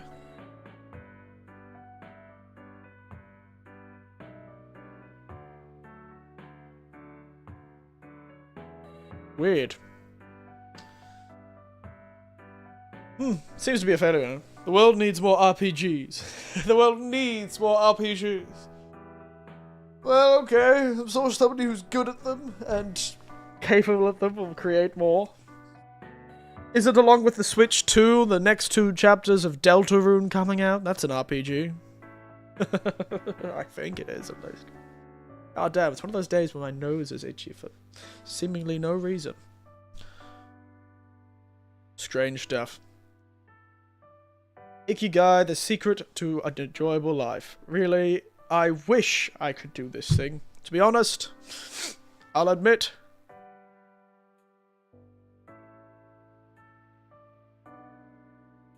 I would love to have an Ikigai, but in my long life, I've never found something that I've gone, yes, I'll just do this, you know?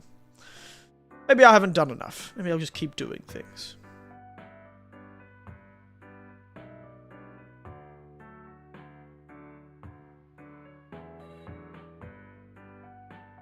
Yes, Nintendo fans are pissed about the Switch 2 and the cost of the games. Yeah, well, we were talking about that last stream, I think, too. Absolutely. Absolutely insane.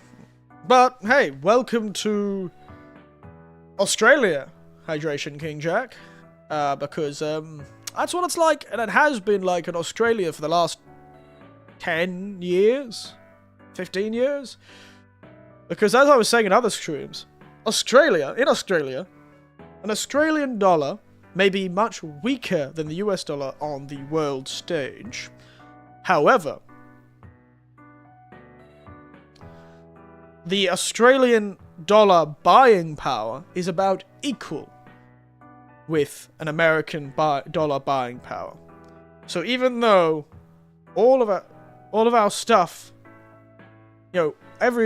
buying power is about the same in Australia as it is in America. However, because the Australian dollar is much weaker than most other currencies, everything that comes from overseas is about 20 to 30%, even up to 50% more expensive. Because essentially it's the exchange rate. Just completely fucks Australians over. It's absurd. Australians have had games over 100 AUD for years now. For more than almost more than a decade now, we've had games that are over 100 Australian dollars. And remember, within Australia, 100 Australian dollars is the same amount of buying power as 100 US dollars. But in the US, you had like $60 games or $70 games. Remember, everything's just more expensive in Australia. Literally everything. Consoles are just 20, because it's just exchange rates. They're like, well, it costs this much in America, we'll just do the exchange rate, when they don't even think that it actually needs to be cheaper in Australia because we have the same buying power. Like in Japan, your buying power is far better for the actual value of the currency.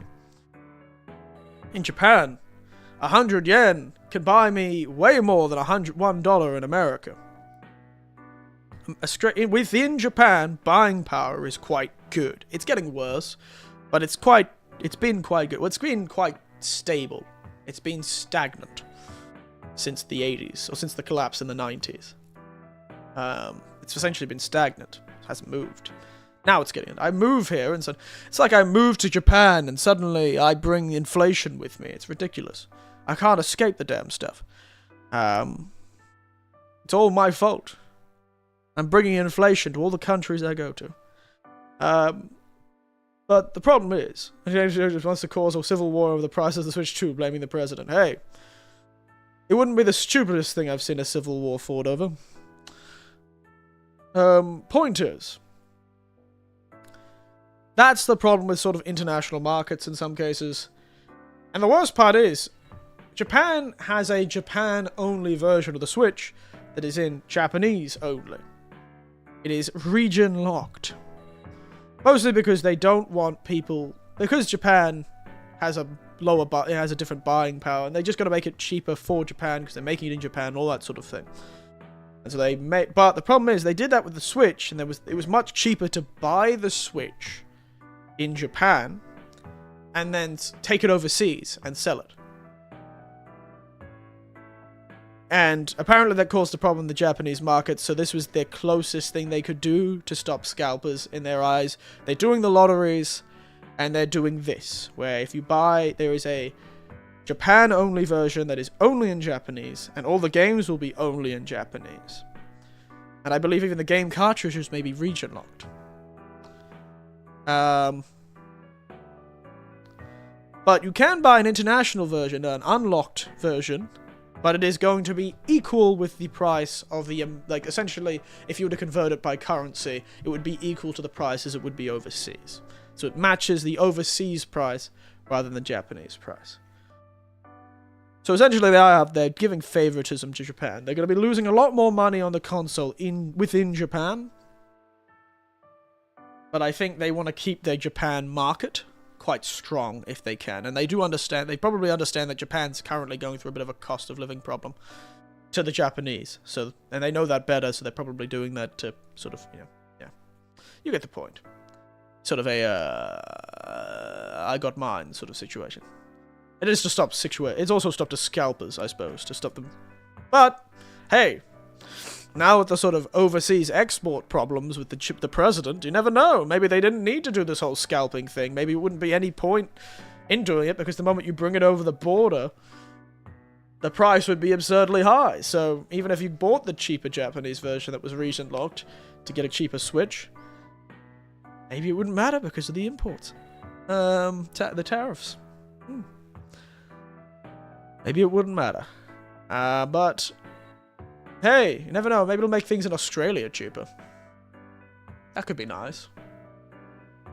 With all the American silliness going on, maybe they'll branch out to the Australian market, and the Australian market won't have to deal with the American tax on everything. Oh my goodness, it's been a while. Hello, bot. Goodbye, bot. His name is Jolly Conservatory 6. I wonder what happened to Jolly Conservatory 5. They happen a lot. We have fun here. We have fun here, that little bots. They're better than YouTube bots. Back when I first started streaming on YouTube years ago, the only people who watched me were like randoms who happened to come across my stream and a member of my family.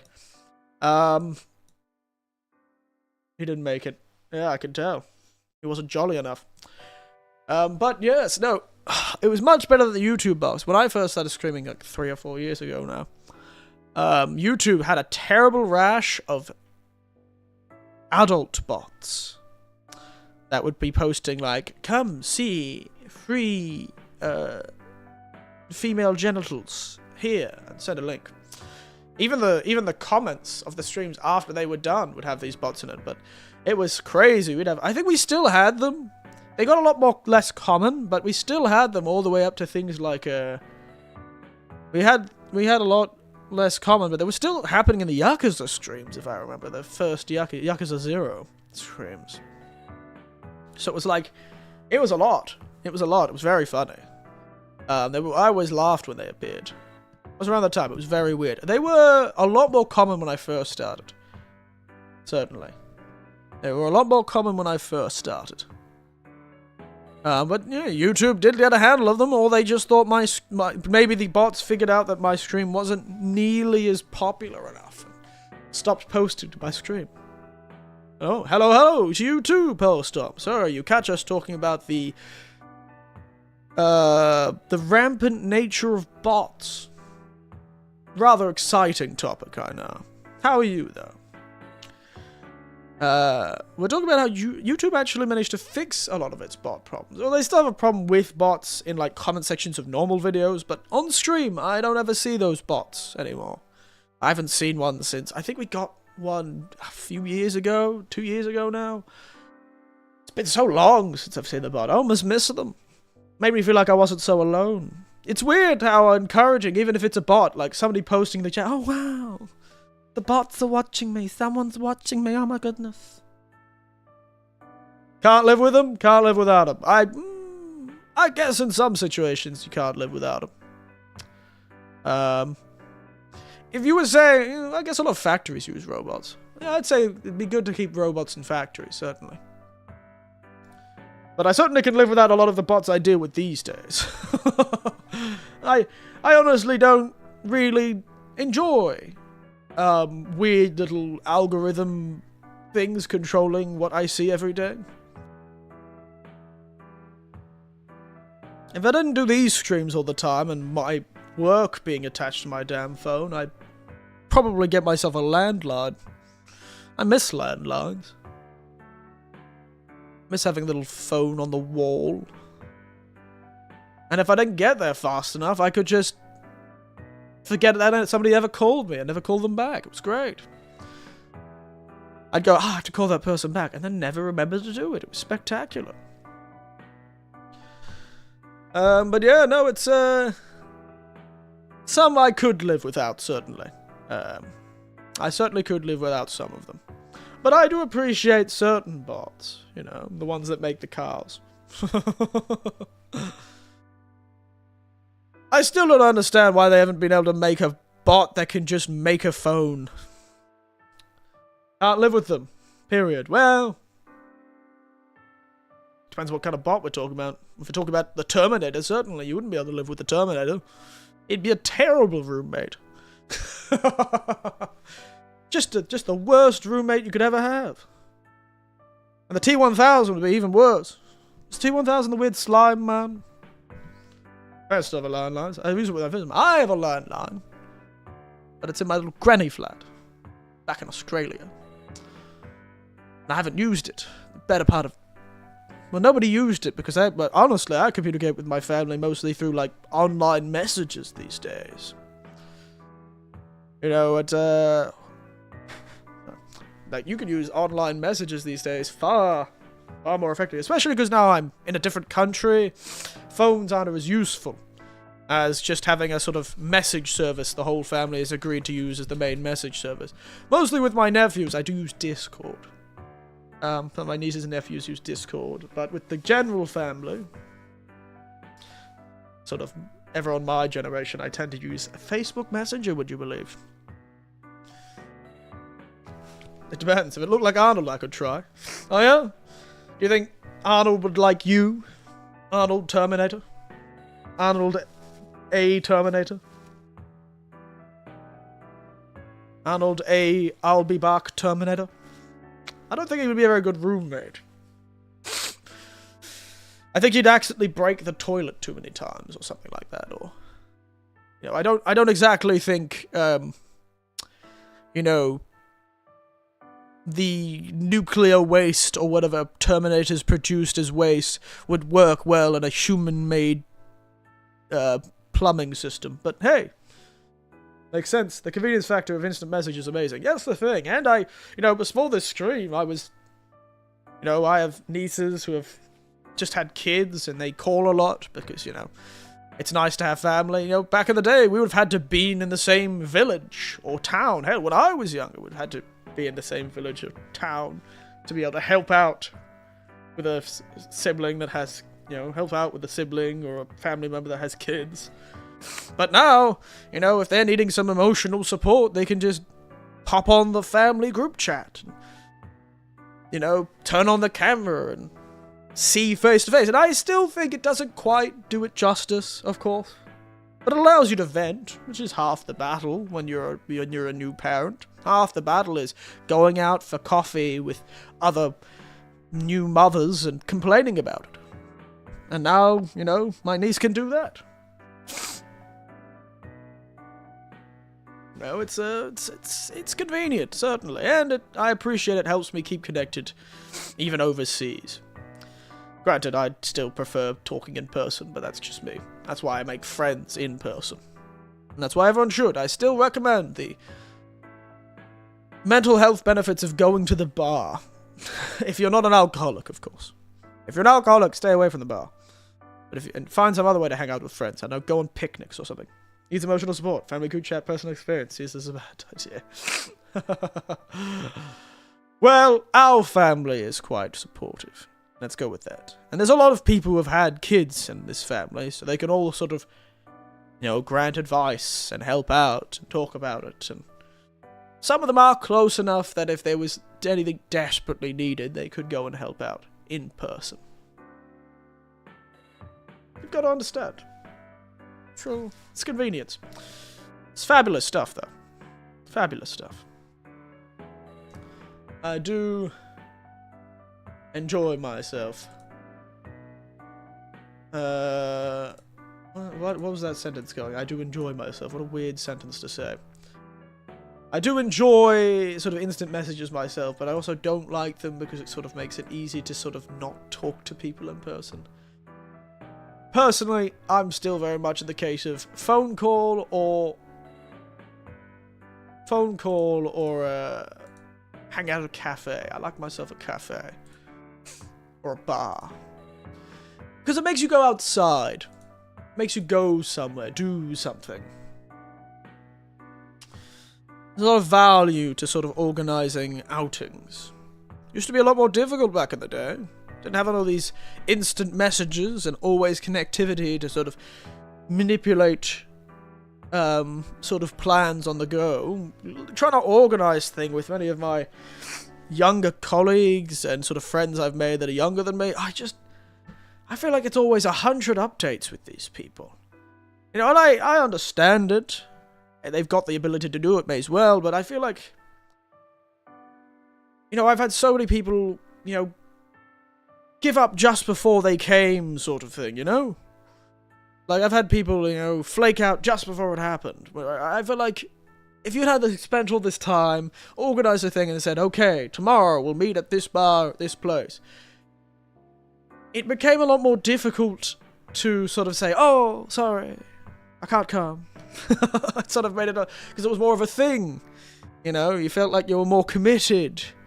You couldn't just quickly message someone to say you're not coming without there really being a big reason. You felt like you always had to explain yourself, have an excuse or a reason not to come, and for some people that was probably awful. But for me it was great, because it stopped me from feeling like, I don't really feel like it today. But I've sort of already organised, and that's still how I live, honestly. It's something I've never gotten used to. It's sort of, I organise things in advance, because then I'm committed. Though I have been trying to be a bit more spontaneous recently. So, you know, maybe I'm trying to get the best of both worlds. But I did feel like it was, a lot of them a lot more common to just say, oh, you know, or just keep delaying. I found that's something they do a lot, the younger people do a lot. They just keep delaying. Like, somebody will be like, there'll be always one person of the group, everyone will turn up on time, and then one person will just keep delaying until they like turn up really late for some reason. It's bizarre. I don't know why. Maybe they don't like us. But I don't know, maybe I'm just talking out of my ass. But I do like, and also a lot of changing of things. I feel like we just committed to do it. It's like, I guess we're gonna make this work, or we're not gonna make it work.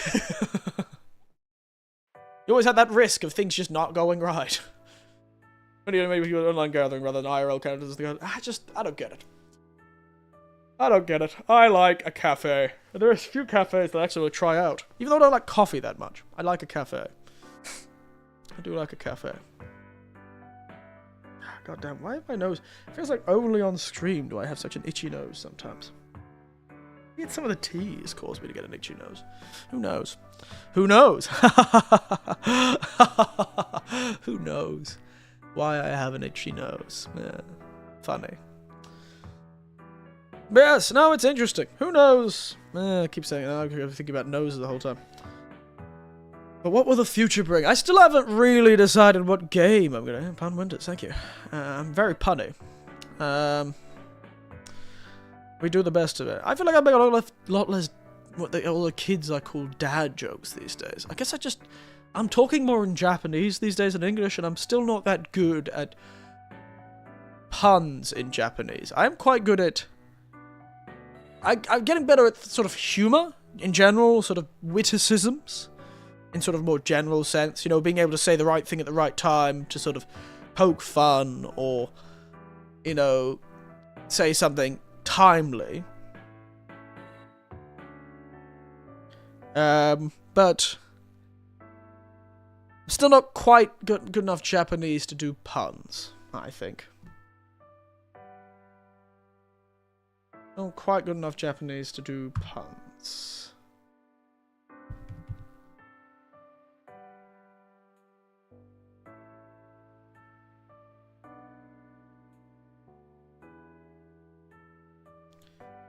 But yeah, I've got to start doing more. I've been really...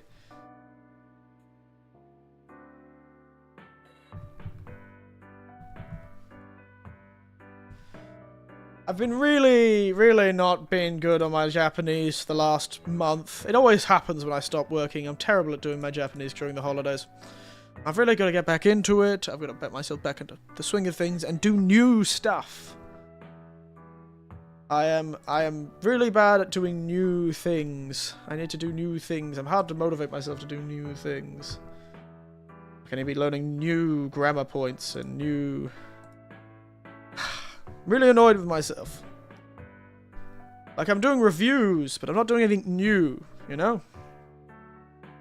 That's making it really difficult for me to keep progressing and learning new stuff. Granted, I don't want to fossilize. Do you even know a pun in Japanese? No, not off the top of my head, no. I probably could. There's enough homophones in Japanese that you could definitely make quite a few good puns, probably, in Japanese.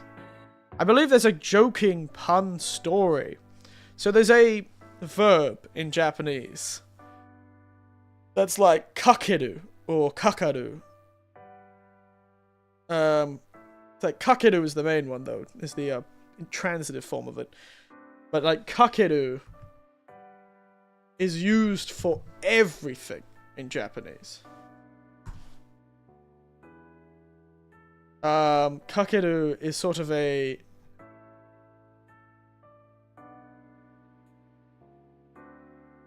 is like one of those words that has so many meanings that it becomes nebulous. And often they don't even write it with a kanji anymore, because the meaning's so general that it's like very much based on what the sentence is itself. Like, it has so much that it could be. And there's a story, I believe, written entirely out of the phrase kakeru. Like, it can mean so many things. Like, it's sort of like the buffalo, buffalo, buffalo, buffalo joke that we have in English. You know how we have, like, the things where you can put a series of the same word in a line and it's still grammatically okay?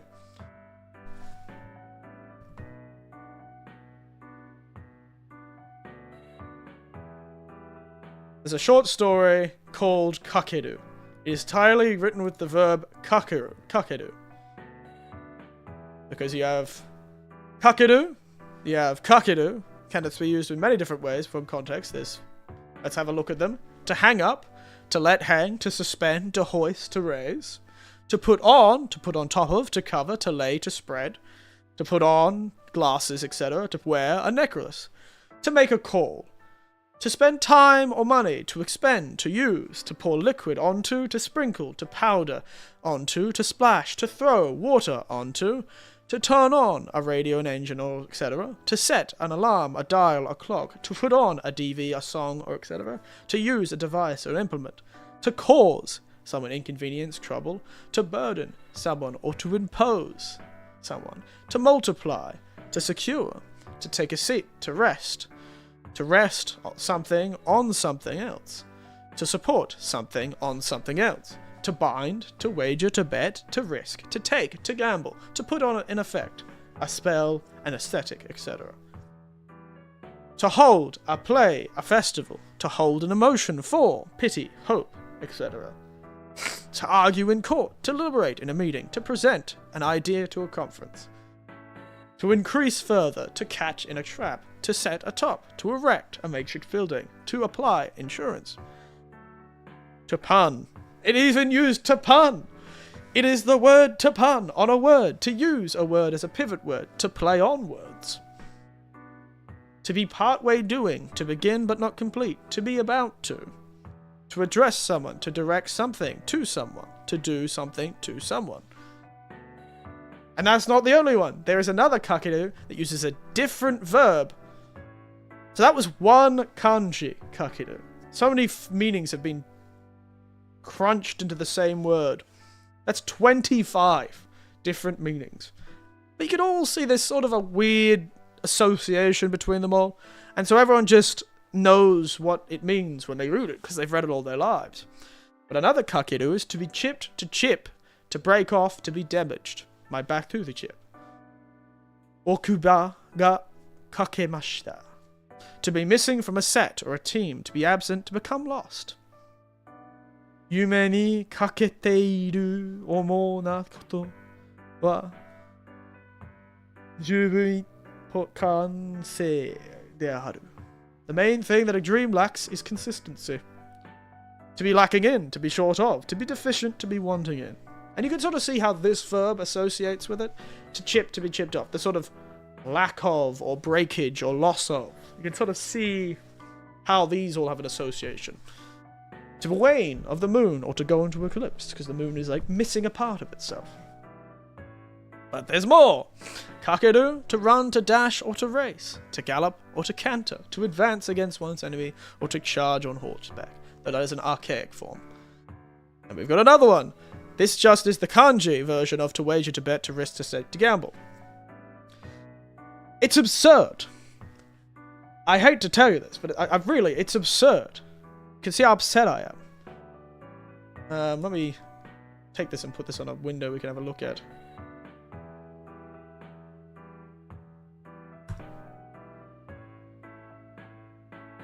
So let's jump to gaming screen.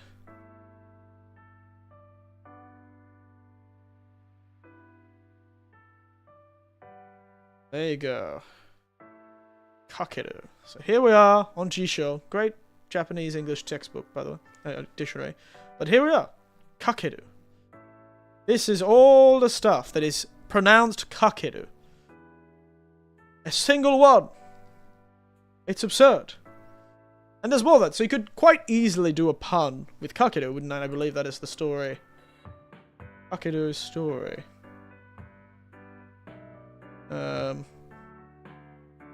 If I can find it. Kakeru short story.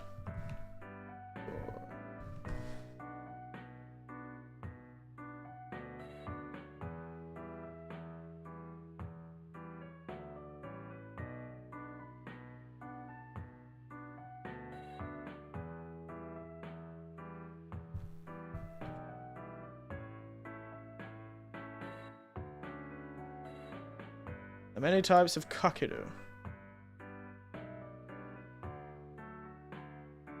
Yeah, so it's a... where is it? Yeah,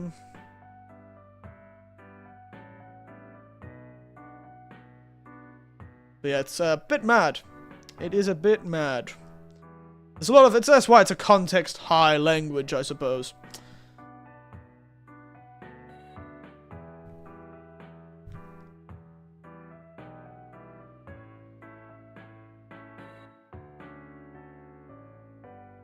Let's see if we can find it.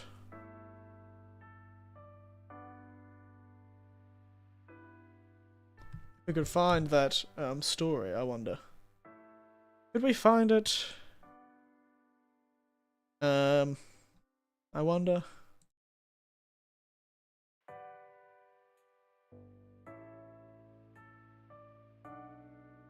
Who knows?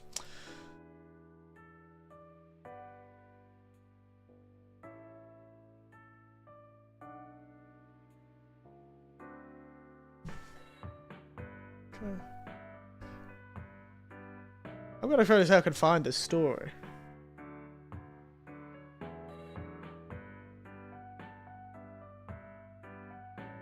It's all using the same verb, which is very funny.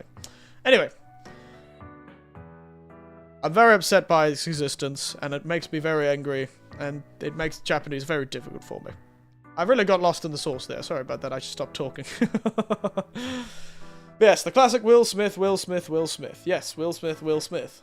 Yes, essentially it's that, except with kakeru. Because it can be so many goddamn things. Spectacular stuff, though. We love to see it. We do love to see silliness like that. Let's look up a Japanese pun. Puns. It's a classic Japanese pun. If you consider portmanteaus to be puns.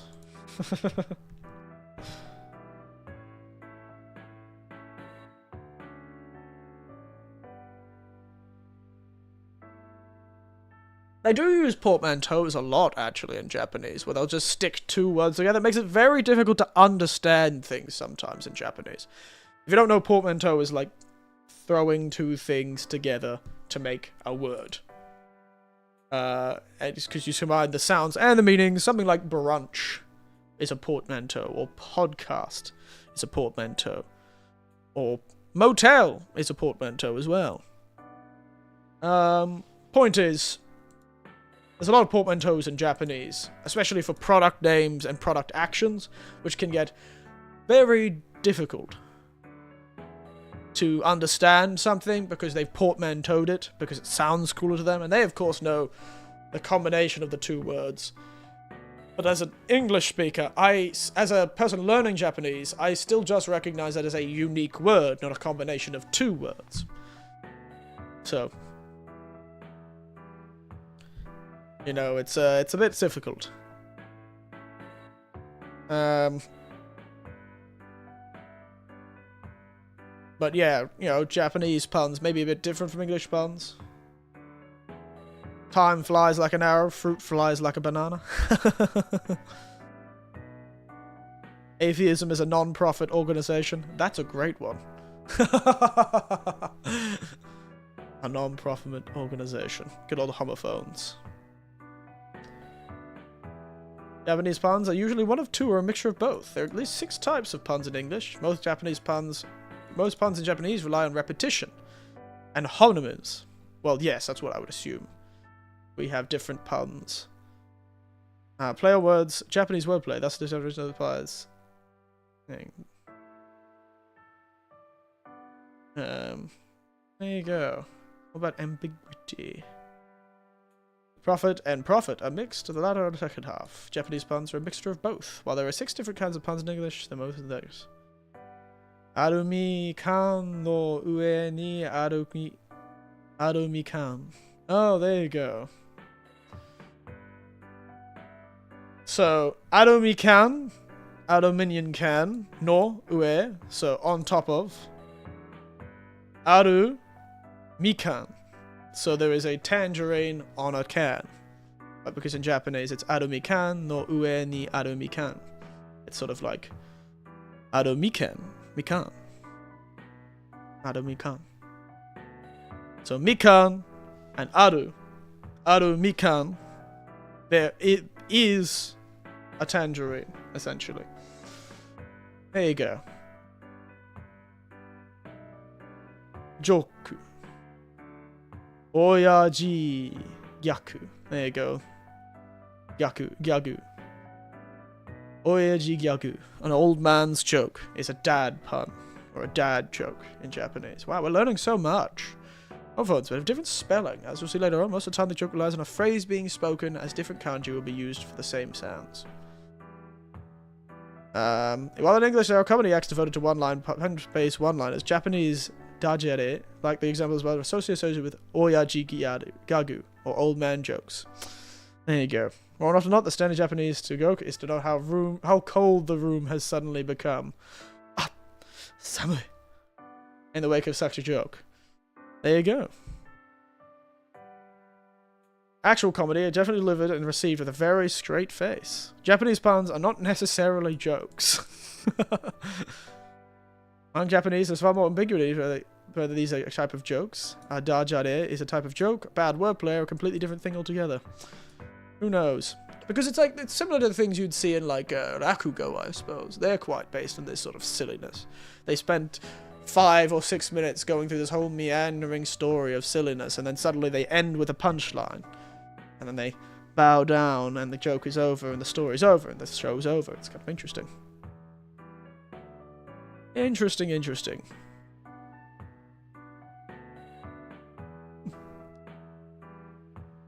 Oh, well, what shall we play next or do next? That's the question. I'm sorry, I got a bit of a ramble then. I've really got absorbed in the world of Japanese puns. I've really got a ski. Oh, that's a classic joke. I've done ski.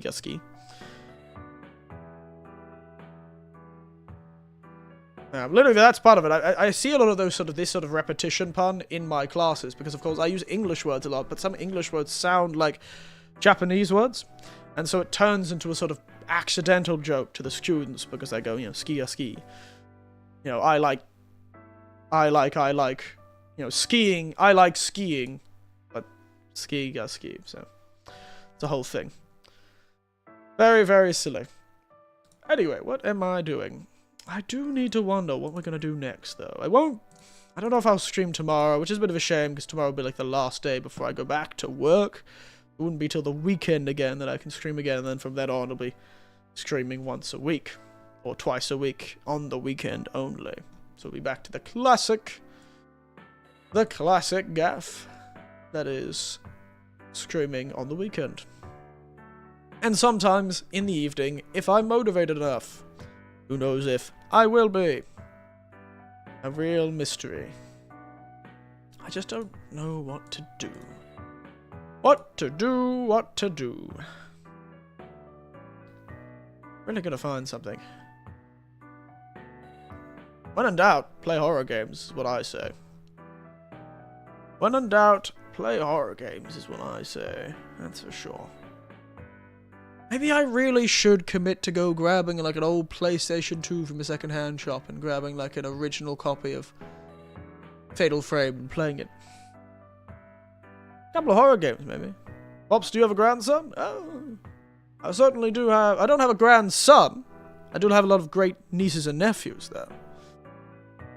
Unfortunately, you're talking to a man who never really found the time to settle down and have kids of my own. So, I do have nieces and nephews, and great nieces and great nephews, but children of my own?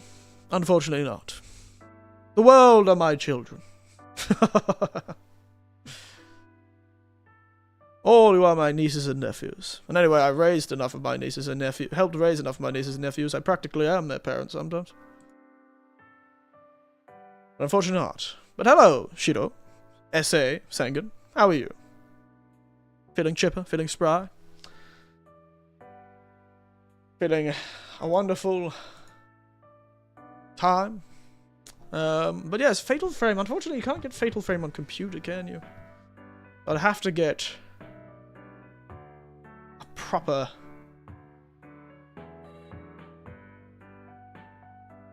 Would you be excited to us viewers with your nephew? Yeah, certainly. And greetings, no.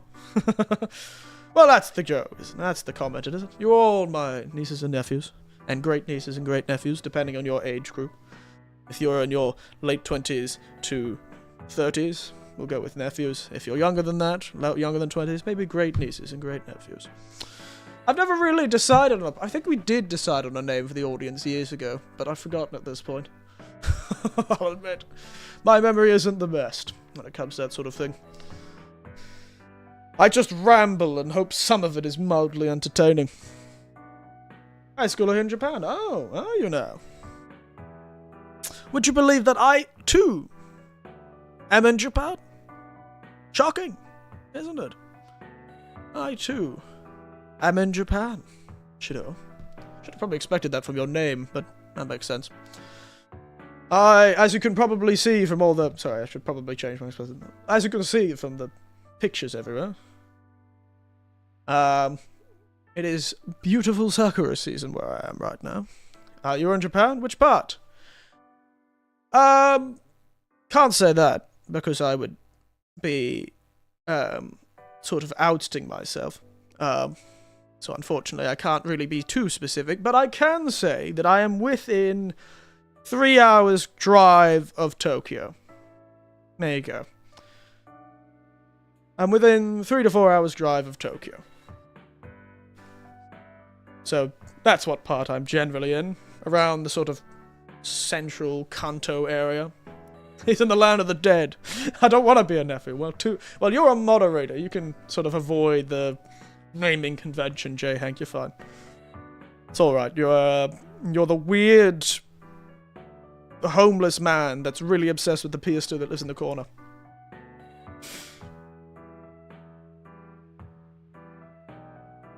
I'm here working on my manga. You can see the profile picture has been cropped, set up as a profile. Oh, very nice. A creative soul. He's in the Kanto region. Pokemon Professor Winters. Unfortunately, I'd only be a professor if I had a name to do with a tree. Like I was called Professor Gum or something like that. Or Professor Eucalypt. I am the weird... Yeah, there's that weird man who lives in, like, the corner of the garage.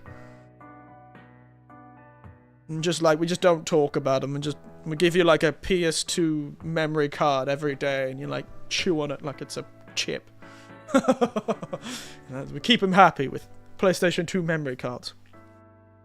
Give you like a bowl of old, dead PlayStation 2 memory cards and just nibble on them. Yeah, very nice. A creative soul, eh, Shiro? I've never been a very good drawer myself. Terrible. I've never had artistic talent beyond what I was forced to learn. I'm pretty good at music, actually. I can still do a pretty good ditty on a trumpet and a tuba, but ditty is in song, not as in whatever it's turned into meaning these days on the internet. I just realized that probably means something very different now. I can play a mean triangle. You're out here playing the sankaku. Pow pow pow pow. Absolutely going nuts on the triangle. There's always one person. Yeah, no, I've never been much of a creative person, so I'm very powerful. Let me see if I can actually see your photo a bit closer.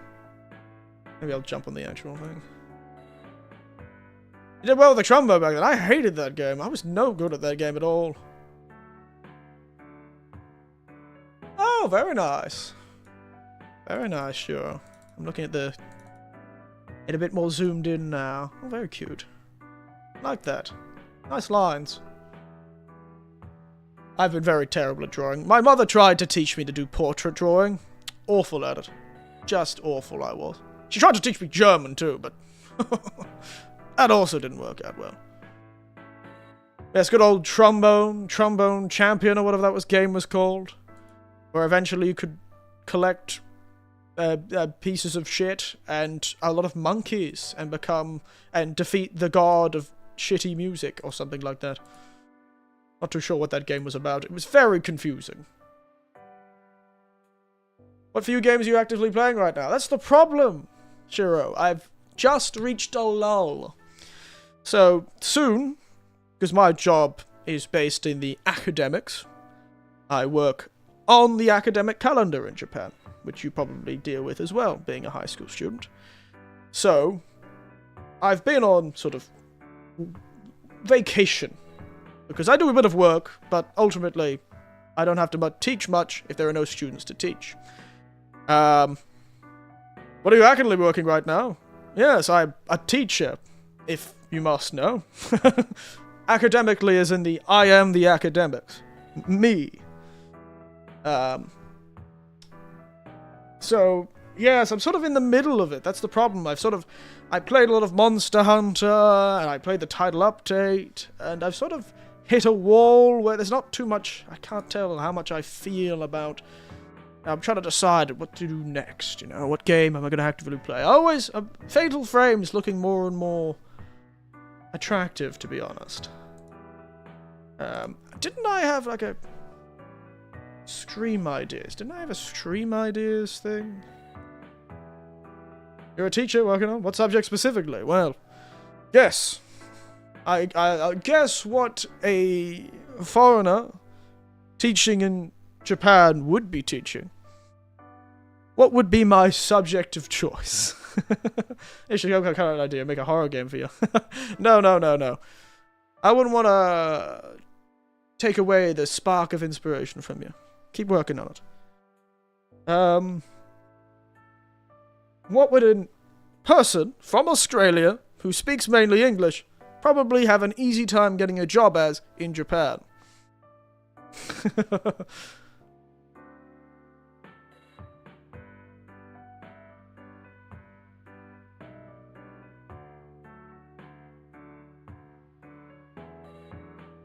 So, you know, the answer is, Japanese. No, I'm kidding. The answer is, quantum physics. No, I'm joking.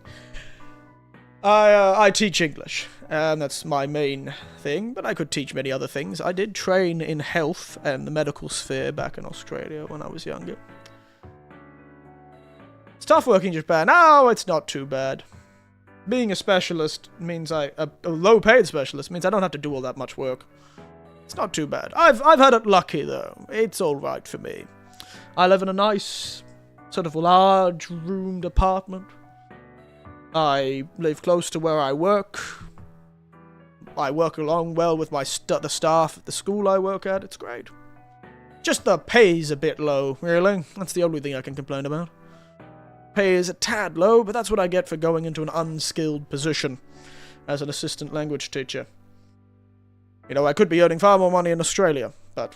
You could afford a car, but that's because I'm good at saving and I have money in Australia. You know, I have savings. Would you mind playing an RPG-themed horror game, Eric? Oh, it wouldn't be too bad. I'd be curious to see. I don't think I've ever played any RPGs. I really should go back and play one of those, like, old, internet-popular, really shitty horror games. Like Corpse Party and Ao-Oni. Those ones that came out of, like, earlier internet on, you know, RPG Maker. That might be funny. I could afford a car, though, but it's a dirt cheap car. You wouldn't, you know, an Australian guy who wants to steal the copper out of things wouldn't even touch this car, frankly. You know, a copper thief wouldn't even want to touch this in Australia. Would you want to say on a horror alone? I'd be curious. I kind of want to try out those old little horror games, you know? Those are ancient titles. I know, right? I had a colleague who was really into them back in the day. I didn't have much connection with them back in the day. It was a sort of a niche sphere.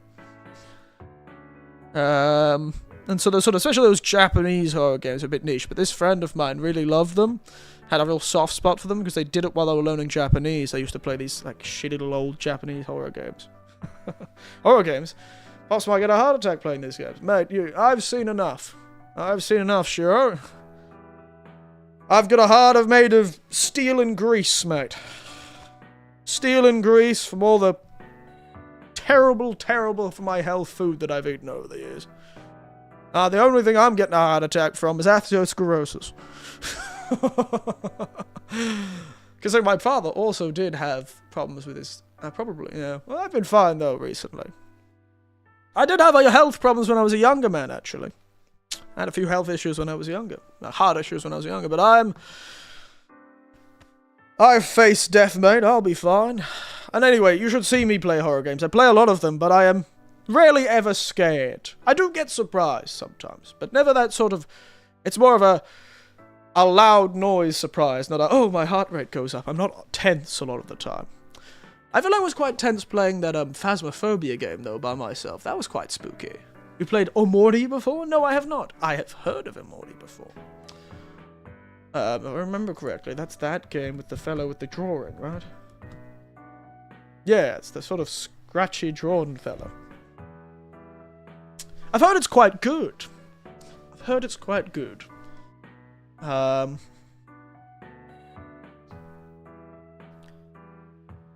It's hard to decide, because, you know, I do like horror for the horror's sake, and I do want to play a bit of a longer horror game, which is why I've been thinking of playing Fatal Frame somehow. It's mentally horrific. Oh, no. Frame... 1... Start from the very start. PC. So, the best way to do it would be to buy a disc. I can buy a disc and get it to emulate on the computer if I can buy a disc. And I've got a disc drive. So I could probably do that. I could get a PS2 emulator and buy a disc of it. And then technically be legally able to emulate it, because I own it. Yes, there's so many good choices, though, you know? So many good choices. I've heard a lot about various games. It would be pretty funny to go back to old, like, shitty online...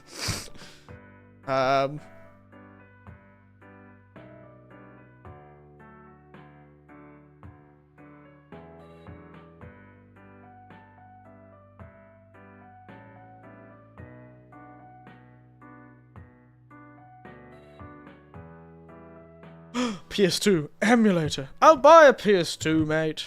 I just may not be able to actually get it to work. That's the problem. What kind of horror games do you play? A Japanese or westernized game? So, if you look at my channel on YouTube, I think you're on YouTube, you'll see that often I'll play sort of short games. Tend to be the short games, tend to be the Japanese ones. I'll have like a stream in between other games, or maybe I've played one game for like 5 streams straight. I just want a difference, and so I change and do a little horror game. And a lot of those are like your sort of modern indie horror, like Chiller's Art, and they're like that. But I do also play classic Western horror. You know, I've played your Silent Hill. I've played... No, Silent Hill? No, I played Resident Evil, which is still Japanese. Silent Hill's also Japanese. I actually don't play much Western horror, do I? Yeah, you might be right. I might just play Japanese horror, to be honest. I don't really play much. I don't really play much Western horror. I'm just starting to realize. Hey, you've got me there. I definitely don't play much. Mostly Japanese horror, I'd say. Ugh. I don't know why I thought I played other horror games, but no, if you look at my channel, I've mostly played it. I still love those 2 edited videos I did and then never did the 3rd one. I really should finish that Resident Evil Village series. I was very funny during that game. Also came to the King of Iron Fist tournament, of course. I was in Tekken. Of course. Though I did speak in a French accent, and I was playing a different game. Though I do have a soft spot for Japan, certainly, sure. That's why I live here. But I do play mostly Japanese horror. Frankly, mostly Japanese games, to be honest. Oh, I did play a few other. I do remember now. I played the Blair Witch game, which wasn't that great. I played some sort of Swedish Nordic horror game. Yeah, with the laser katana. That's right. I played... Oh, goodness. Chiller's Art's very good. They're easy for, like, a single stream. That's the great thing about them. Just make an easy single stream. I did play all of God of War, didn't I? And Callisto Protocol. And Dead Space. If it's really giving a recommendation, try playing a Chiller's Art. Don't worry, mate. If you look at my channel, you'll see every time Chiller's Art releases a new game, I play it. I play it, mate. I always play... When the Chiller's Art comes out, I'm there. I'm always there, mate. They're a favourite of mine. I love them. I do sort of don't like the fact they've gone on Unreal Engine 5, because I really did love their absolutely just messed up models. The models that looked all low poly and silly and looked like a PlayStation 2 game or a PlayStation 1 game. Spectacular stuff. Love that. Kind of miss the old style. But I did play Callisto Protocol, which was terrible. I did play... God, what was the other one I played? Technically Returnal's horror. The 20th Century House's horror. Yeah, that's a good point. They're always pretty good. They're always quite good. It's very nice. Oh, Ghostwire is another Japanese thing that's technically horror. Inscription is horror. Inscription is quite good. Sort of psychological horror as well. Looking back on the channel, I made some really funny thumbnails, didn't I? Inside's horror, that was good. Oh, I played Little Nightmares as well. I've got to play the second one of that, you know. I've really got to play the second Little Nightmares. I have screamed so goddamn much. This is upsetting to look at, to be honest. I've screamed too much. Played Dead Space 1, Dead Space 2. Never played Dead Space 3. Phasmophobia, Call of Cthulhu. That was a good one. Man, this is just going through Batman Lions. But Puppet Combo I still haven't done yet. No, I haven't done Puppet Combo. Maybe I should do that. Me-Side. I have heard of Me-Side. Haven't played it, though. No, I don't know if cute anime girls are quite my thing. But, you know, everyone's excited about it. I could probably play it. But I really feel like I should do those Puppet Combo games. How much do they cost again? Is there like a Puppet Combo game pack I can buy? Eric ain't no simp. I don't know if cute anime girls are really my thing. Though I did play that one really, really weird one. It was one of my few times that I feel like I properly followed a trend that was happening. which is I played that Needy Screamer game. That was quite uncomfortable, to be honest. I'll admit, it was an overload, and I literally called the scream. I feel like this game is a personal affront of some kind. I mean, like, for experiences. And I feel like that Needy Screamer Overload game was personally affronting. That's what I get for growing up as an old-style Christian-raised gentleman. Why do I feel like I'm scared of looking that up?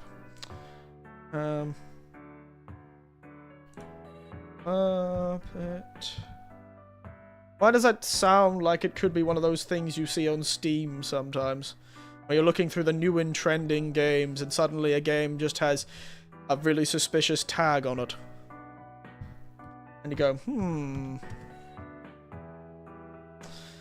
Public Combo Bundle. There is 3 of them. And I could buy them for a cool $30. Those could be good.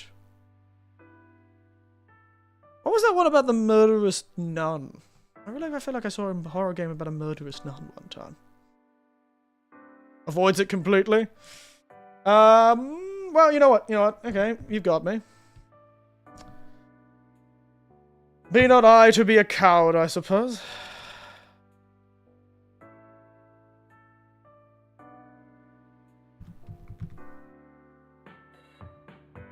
There's one called School Labyrinth. That. Made by Rainy Doll Games. School Labyrinth is a wonderful co-op horror game.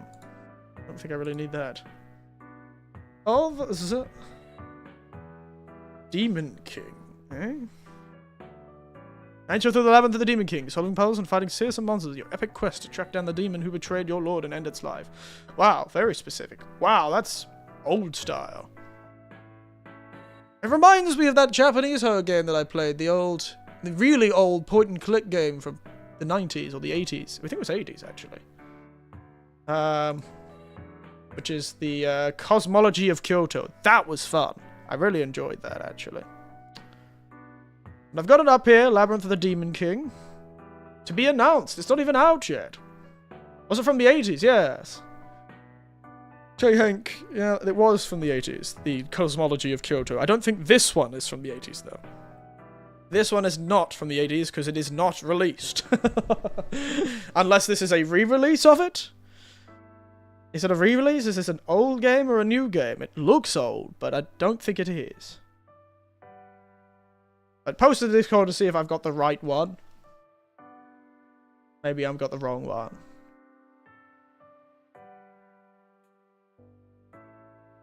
Oh, so these are the same guys who made that game. Interesting. It was a demo, but it was given to other indie YouTubers. I see. So he's the fellow who made that. I've looked at, I think, interesting. There's a few games I kind of was looking at playing, because I remember putting one on my wishlist ages that seems to be from the same company, the same studio at least. The Sense, a cyberpunk ghost story. Suzaku. So it's a different person, I think. But I want to play, I have that on my wishlist for some reason. It looked interesting. I don't know why. I think I was feeling cyberpunk at the time. And it just turned up when I went into Cyberpunk, so I put it on my list and never played it. Never bought it either. But yes, I'm kind of really feeling that Fatal Frame idea. I wonder if we should play it all in Japanese. Would that be funny to play it all in Japanese? Really, like, have to fight through understanding things? You know, every time I can't understand something, I get a shot. Just absolutely plastered by the end of it. Is Undying on Steam? Undying.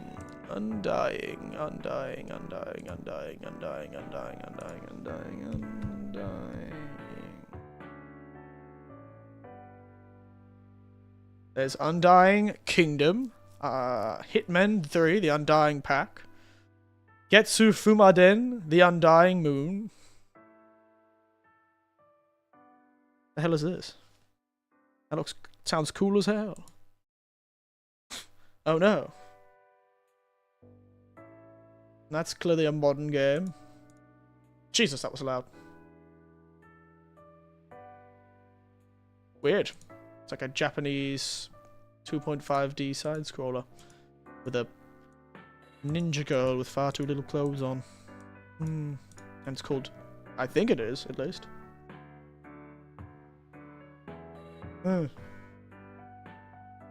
It's called Getsu Fumaden, Undying Moon. Death is not the end. Defeat infernal foes until you die and carry on the fight. It does look quite stylish. Outside of the fact that she's very small. You can't tell that well. Oh, and sometimes you're not a girl with little clothes on. You're a ninja man. I guess you can choose. She just looks like a classic ninja lady from like a lot of Japanese media. There you go. Does have a very good art style though. I'll give him that. Very stylistic. Weird. You know what? I'll throw it on my wish list just in case it goes on sale. Don't let the sim control you. No, I would be the normal ninja man. I wouldn't be the girl. If I could make like an old man ninja, I'd do it. Not too sure how it works, to be honest though. Give us a go. Give us a gander. Yeah, that's just a normal ninja man. Where does the lady come from? Okay, so now he's a lady. I don't get it. Do you have, like, multiple forms? Who knows? Oh, it's a hacker. It seems to be a roguelike. Maybe it's a roguelike. Or you change people. Maybe it's not a girl all the time. Thank God. Yes. Ugh. It's hard to tell, really, what I'd want to do. But I am feeling a bit like a longer form horror game recently, you know? I've been feeling like a bit more of a longer form horror game. Get back into it, you know. You know, I did Alien Isolation recently, which was a good horror game. That was fun. GG only on it. I forgot about the game. Yeah, I forget about the game. Yes, I've got Alien Isolation. That was a good game. I played that a lot. I really blasted through that, didn't I?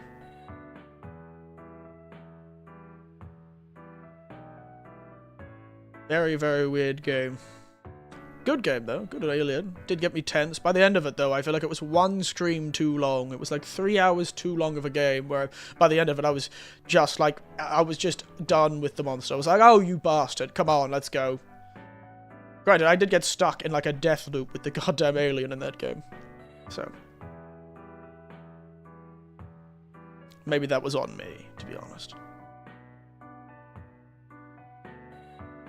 That was on me, to be honest.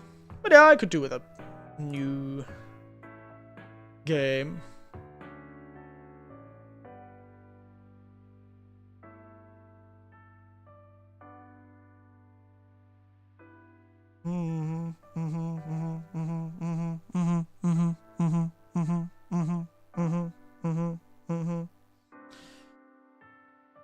Yeah, we'll have to gander. I'll have a gander and see what I can do. If I commit to it.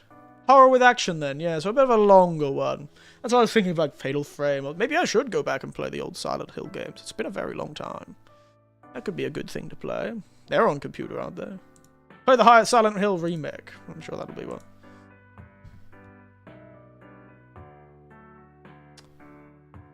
Play all of the Silent games in preparation for the next Silent Hill game to come out. I could always play Fear and Hunger, yeah. That'll end well for me. I've heard a lot about Fear and Hunger.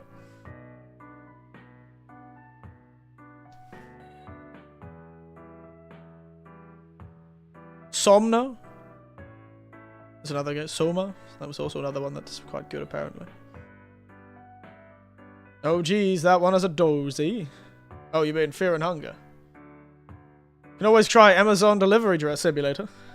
Back after work. Hello, welcome back. We're still talking. There's a Fear and Hunger too. I've heard a lot about Fear and Hunger, and I think I may have watched a playthrough of Fear and Hunger back in the day. Signalis, if you could try. Heard a lot about that game too, Signalis. Signalis. Isn't it about like a... I just saw someone... I was talking to my nephew, and he said it's just about like a depressed lesbian trying to find her wife, or something like that. Which was a strange way of describing the game.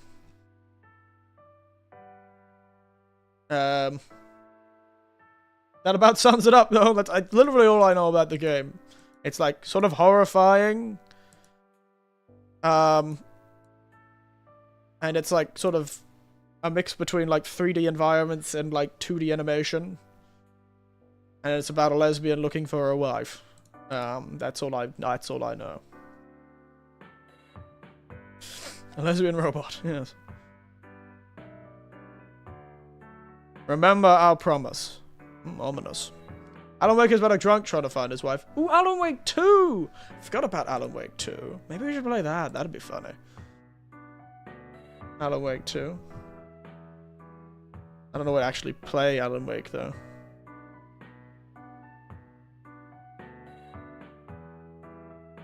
Could play Alan Wake 2. That would be pretty funny. You know what? Let's make a list. Stream...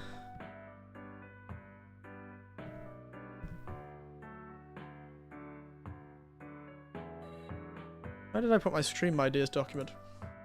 Maybe Corey in the house for Game Boy Advance. Perfect. Beautiful. Okay, done those. Fatal Frame is actually on my list of next games to play. I've played that. Played that. I can actually get some stuff off this list now. Had a blast with that game. I don't even know too much about horror games. Too powerful. Deus Ex is there too, yeah. Fatal Frame 1 through 3 would be cool. I think it would be cool too. I think that's what I'm leaning to mostly, if I can find a way to get it to work. What else have we been looking at? Corey in the House. Game of Advance, yeah. Put it on the list. What is it? Signalis.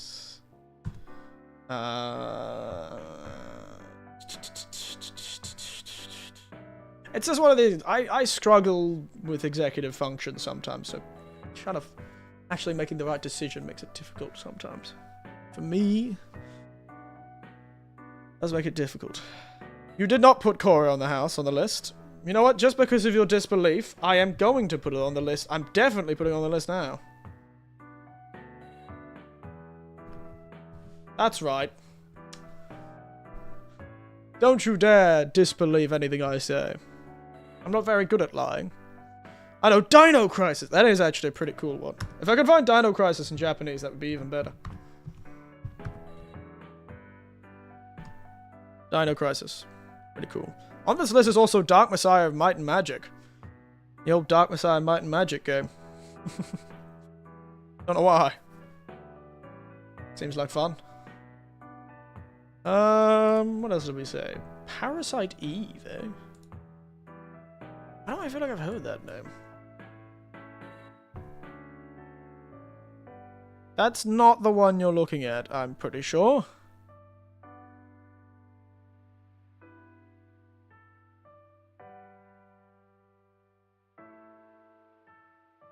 No.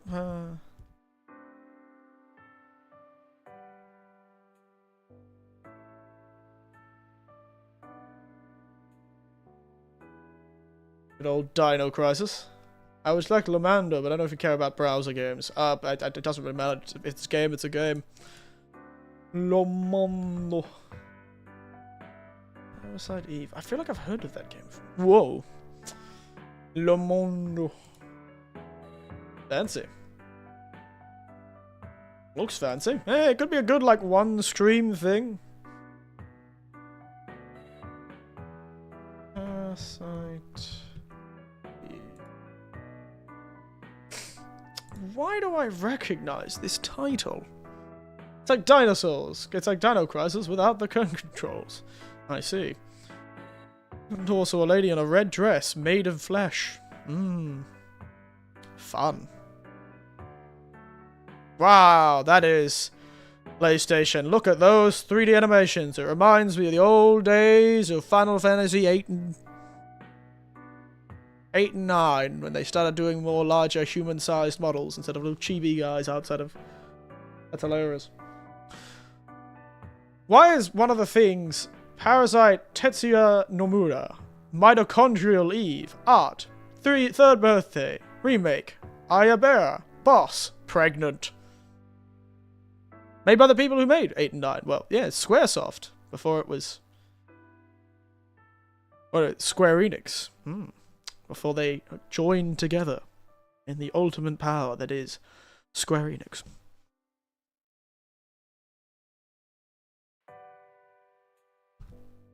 Lomando. I think I rely too much on only popular games than underrated ones. That's the thing. It doesn't really matter. I've not played a lot of games, to be honest. I didn't play horror games on my own, often, not because I was scared of them, but because I didn't find them as entertaining. I didn't find them as entertaining by myself. I don't get scared by horror, but I enjoy playing them on stream because I think it's kind of funny to play them on stream and go, whoa, look at that thing. He's coming, lads. Look at him go. I'm like, oh, come on. Stab me in the face, bastards. I didn't even know some of these games exist in the first place. Well, you know, people have their hobbies. Next Day X6 game, Papa Kondo game, Letha Combo, Dad of Boy DLC, Alan Wake 2, Yakuza 2, Pokemon Infinite Fusions. Wow. I've got a really weird list here, don't I? It seems that I'd have to buy myself a disc. The easiest way to play it would be to buy myself a disc for Fatal Frame or the old PS2 games and use a disc drive to emulate them. Which might be the easiest and cheapest way to do it. Legacy of Kain. I've heard of Legacy of Kain. Legacy of Kain. Frankly, Legacy of Kain, he was a bit fabulous. He was a bit wild looking, wasn't he? It was one of those old edgy games from back in the day.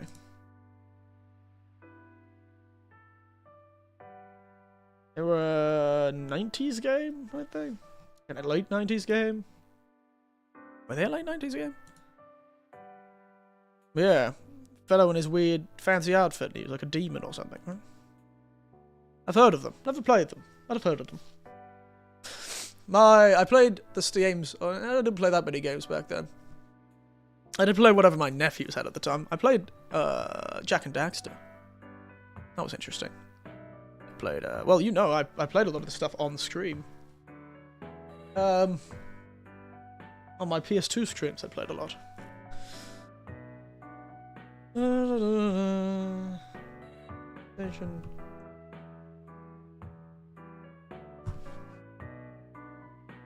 Nice game, but I reckon play the Soul Reaver games. Jak and Daxter is cool too. Yeah, it's quite nice.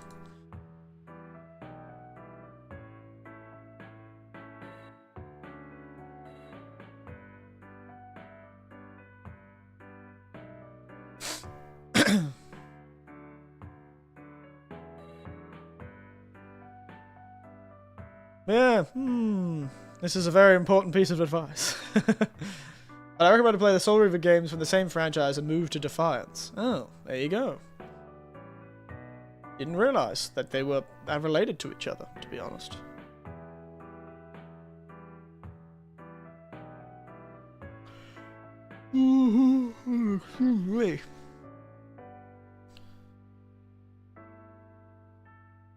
Excuse me.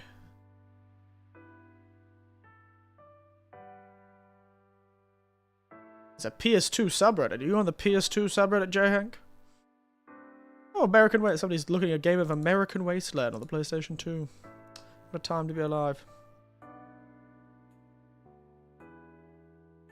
God, that's a TV I had once. The old big silver box.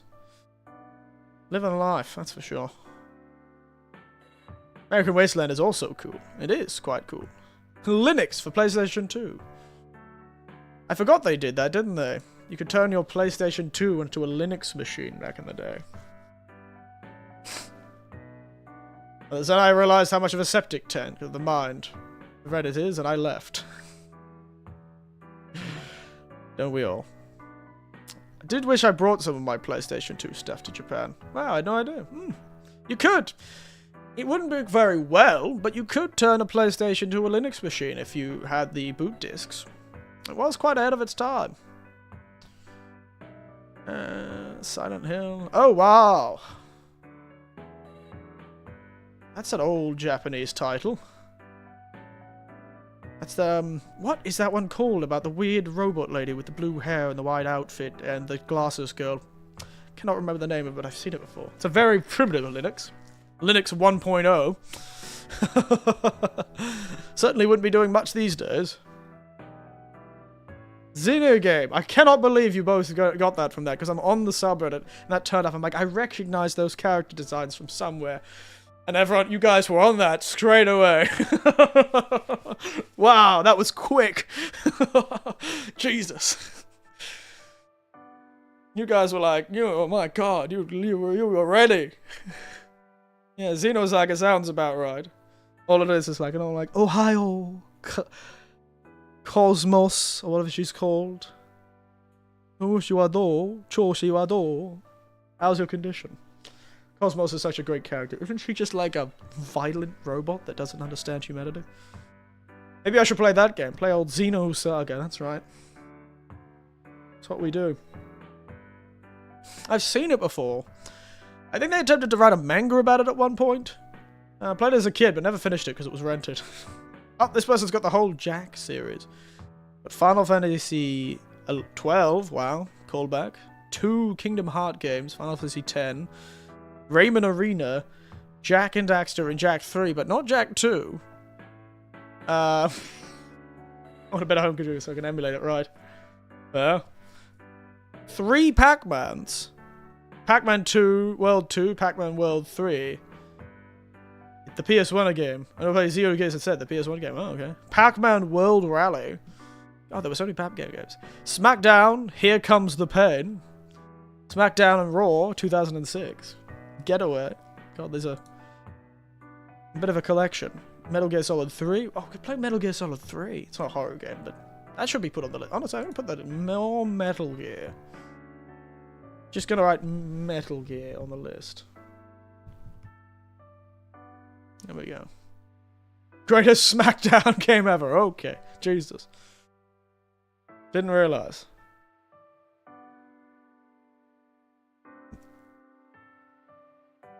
Didn't realize, mate. Found the rarest and most expensive PS2 games ever made. Kuon. Of course, it's a Japanese horror game. Kuon. It was a cool $1,000. €1,000 price tag. Oh my god, Jesus. Somebody has too much money and too little sense. Oh, shit. Excuse me. Dear oh dear.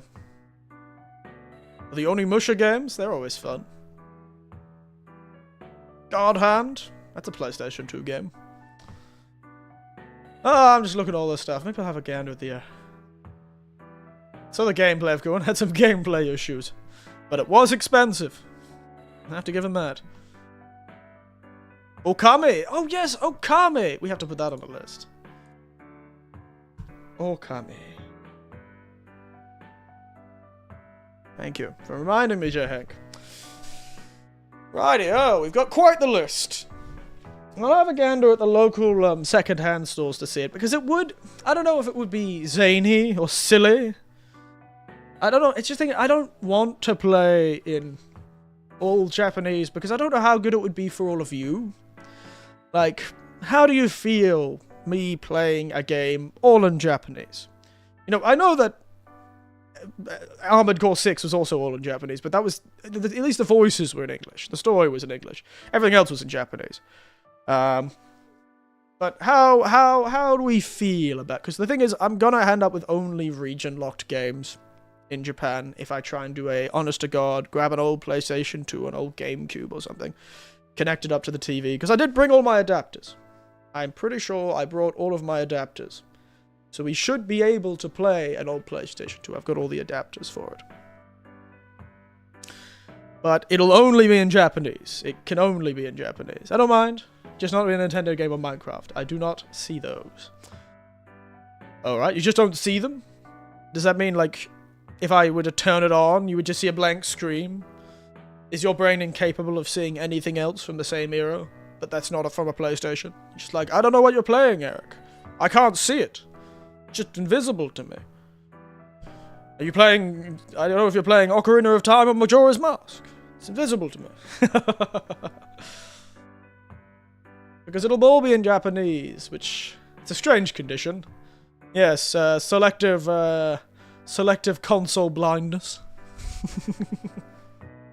Truly. The most strange condition. Selective console blindness. CSB. It comes from... It's actually a type of PTSD from the console wars, you see.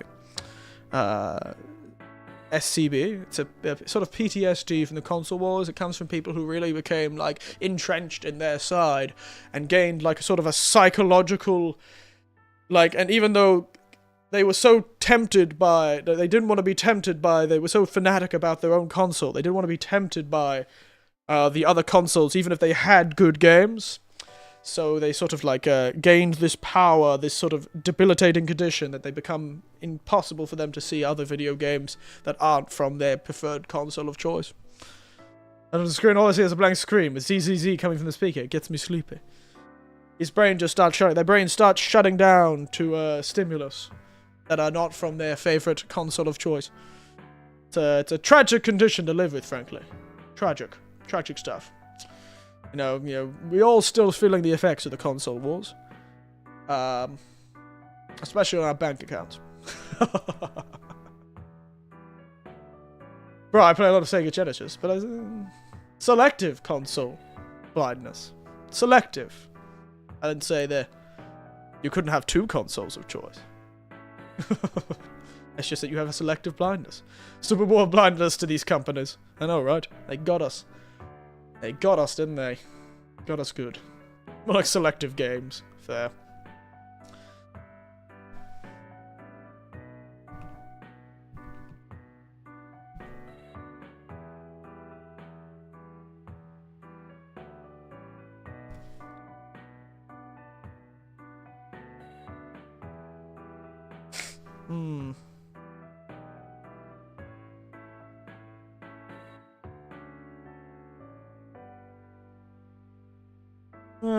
Very interesting.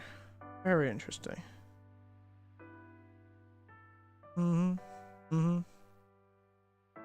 I see Kirby, I sleep. I see Minecraft, I snore. I see Jockey, and I wake.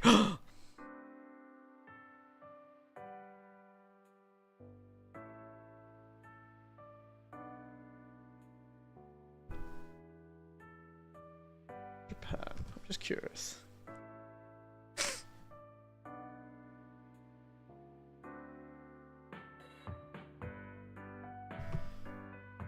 Japanese Fatal Frame have English subs. I assume it didn't. I assume it wouldn't have.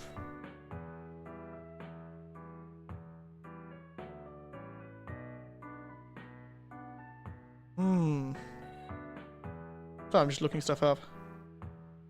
I know the first game doesn't have subtitles. Interesting. In the European version, the first game does have subtitles. But it's only for things that aren't English. Interesting.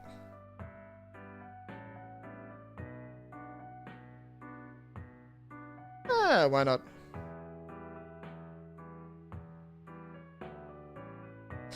We'll have a gander. Anyway, I think with that discussion, we have enough ideas.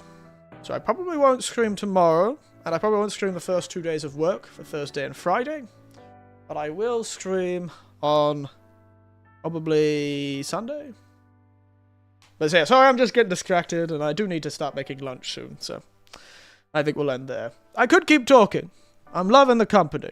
I'm enjoying the company. And I think we'll probably stream either Saturday night or Sunday morning. For me. Of course, Japan. So basically how much a mess the Switch 2 declare calls. It is a bit of a mess, isn't it? And then right after that, the tariffs. It was a great time.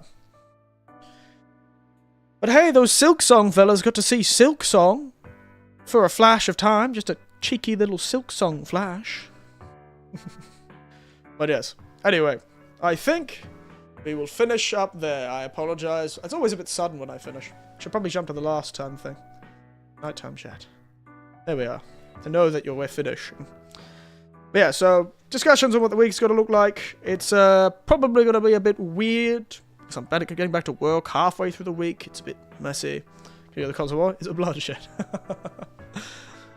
But it's going to be a bit weird, because I don't know how tired I'm going to be, or... Because it's a new... I'm going to a new workplace. I've got new responsibilities. It's going to be a bit different. So it could be worse, could be easier. I don't know yet. And so we'll have a gander at what that'll feel like as we get around to it. So maybe if I'm not so tired, I'll stream, on the morning of Saturday or Sunday. We'll have a gander. And in that time, maybe I'll have a look if you, when you mate, and if you want. That's always what I do. I'm never consistent. It's why I'll never become a successful streamer. Because I am... Consistency is the bane of my existence, apparently. But, other than that, thank you all for watching. Thank you for the new people who came along, and thank you all for that. I think... Yeah. Wait a second. I have 201 subscribers. When did that happen? There you go. No success because you're not having me go rifle yet. That could be. Yeah, I have 201 subscribers. Look at me go. Beautiful stuff. Thank you to whoever subscribed. It was probably Shiro, but thank you to whoever subscribed this stream. I've really got to set those up those. We passed 300. No, the 300. I passed the 200. Calm down. 201 subscribers. Calm down. I'm not that good. Anyway. You guys can celebrate that somewhere else. Yeah, I didn't even notice when that happened. When did we get to 200? Huh. When did we get to the 200? I never noticed. When did that happen? Send the guy a fruit basket. Yeah, that'd be nice. It's nice, though. It's nice. Anyway. Let us finish there. I keep saying that. This is like a phone conversation where you go, oh, we should I need to go. Yeah. And then we keep talking and they go, I need to go. And you keep talking. Oh, God, I really sometimes realize I'm like my parents like this. My father and mother did this all the time, too. I used to be as a kid going, let's go home. They were like, It's me. I just realized it's me. I'm the problem. Anyway, thank you all for watching. It's been good. We'll be back within a few days. Though it'll be on the weekend. We'll be back on the weekend for another stream or two. Well, we'll be able to talk about how it's sort of feeling, getting into this new workplace, this new work thing. Every day I realize how much like I am like my father and mother. Every day. But as always, good night. Sweet dreams. And don't allow the realization that you are like your parents cause you to scream. Okay, we're working on my project. Good luck with that. I've got so many creative people in the audience. You know, like Shiro created with his art. You've got Hydronac playing Hang. You've got J-Hank. Well, he certainly is a creatively... He's certainly got a creative personality. Yeah. Good night.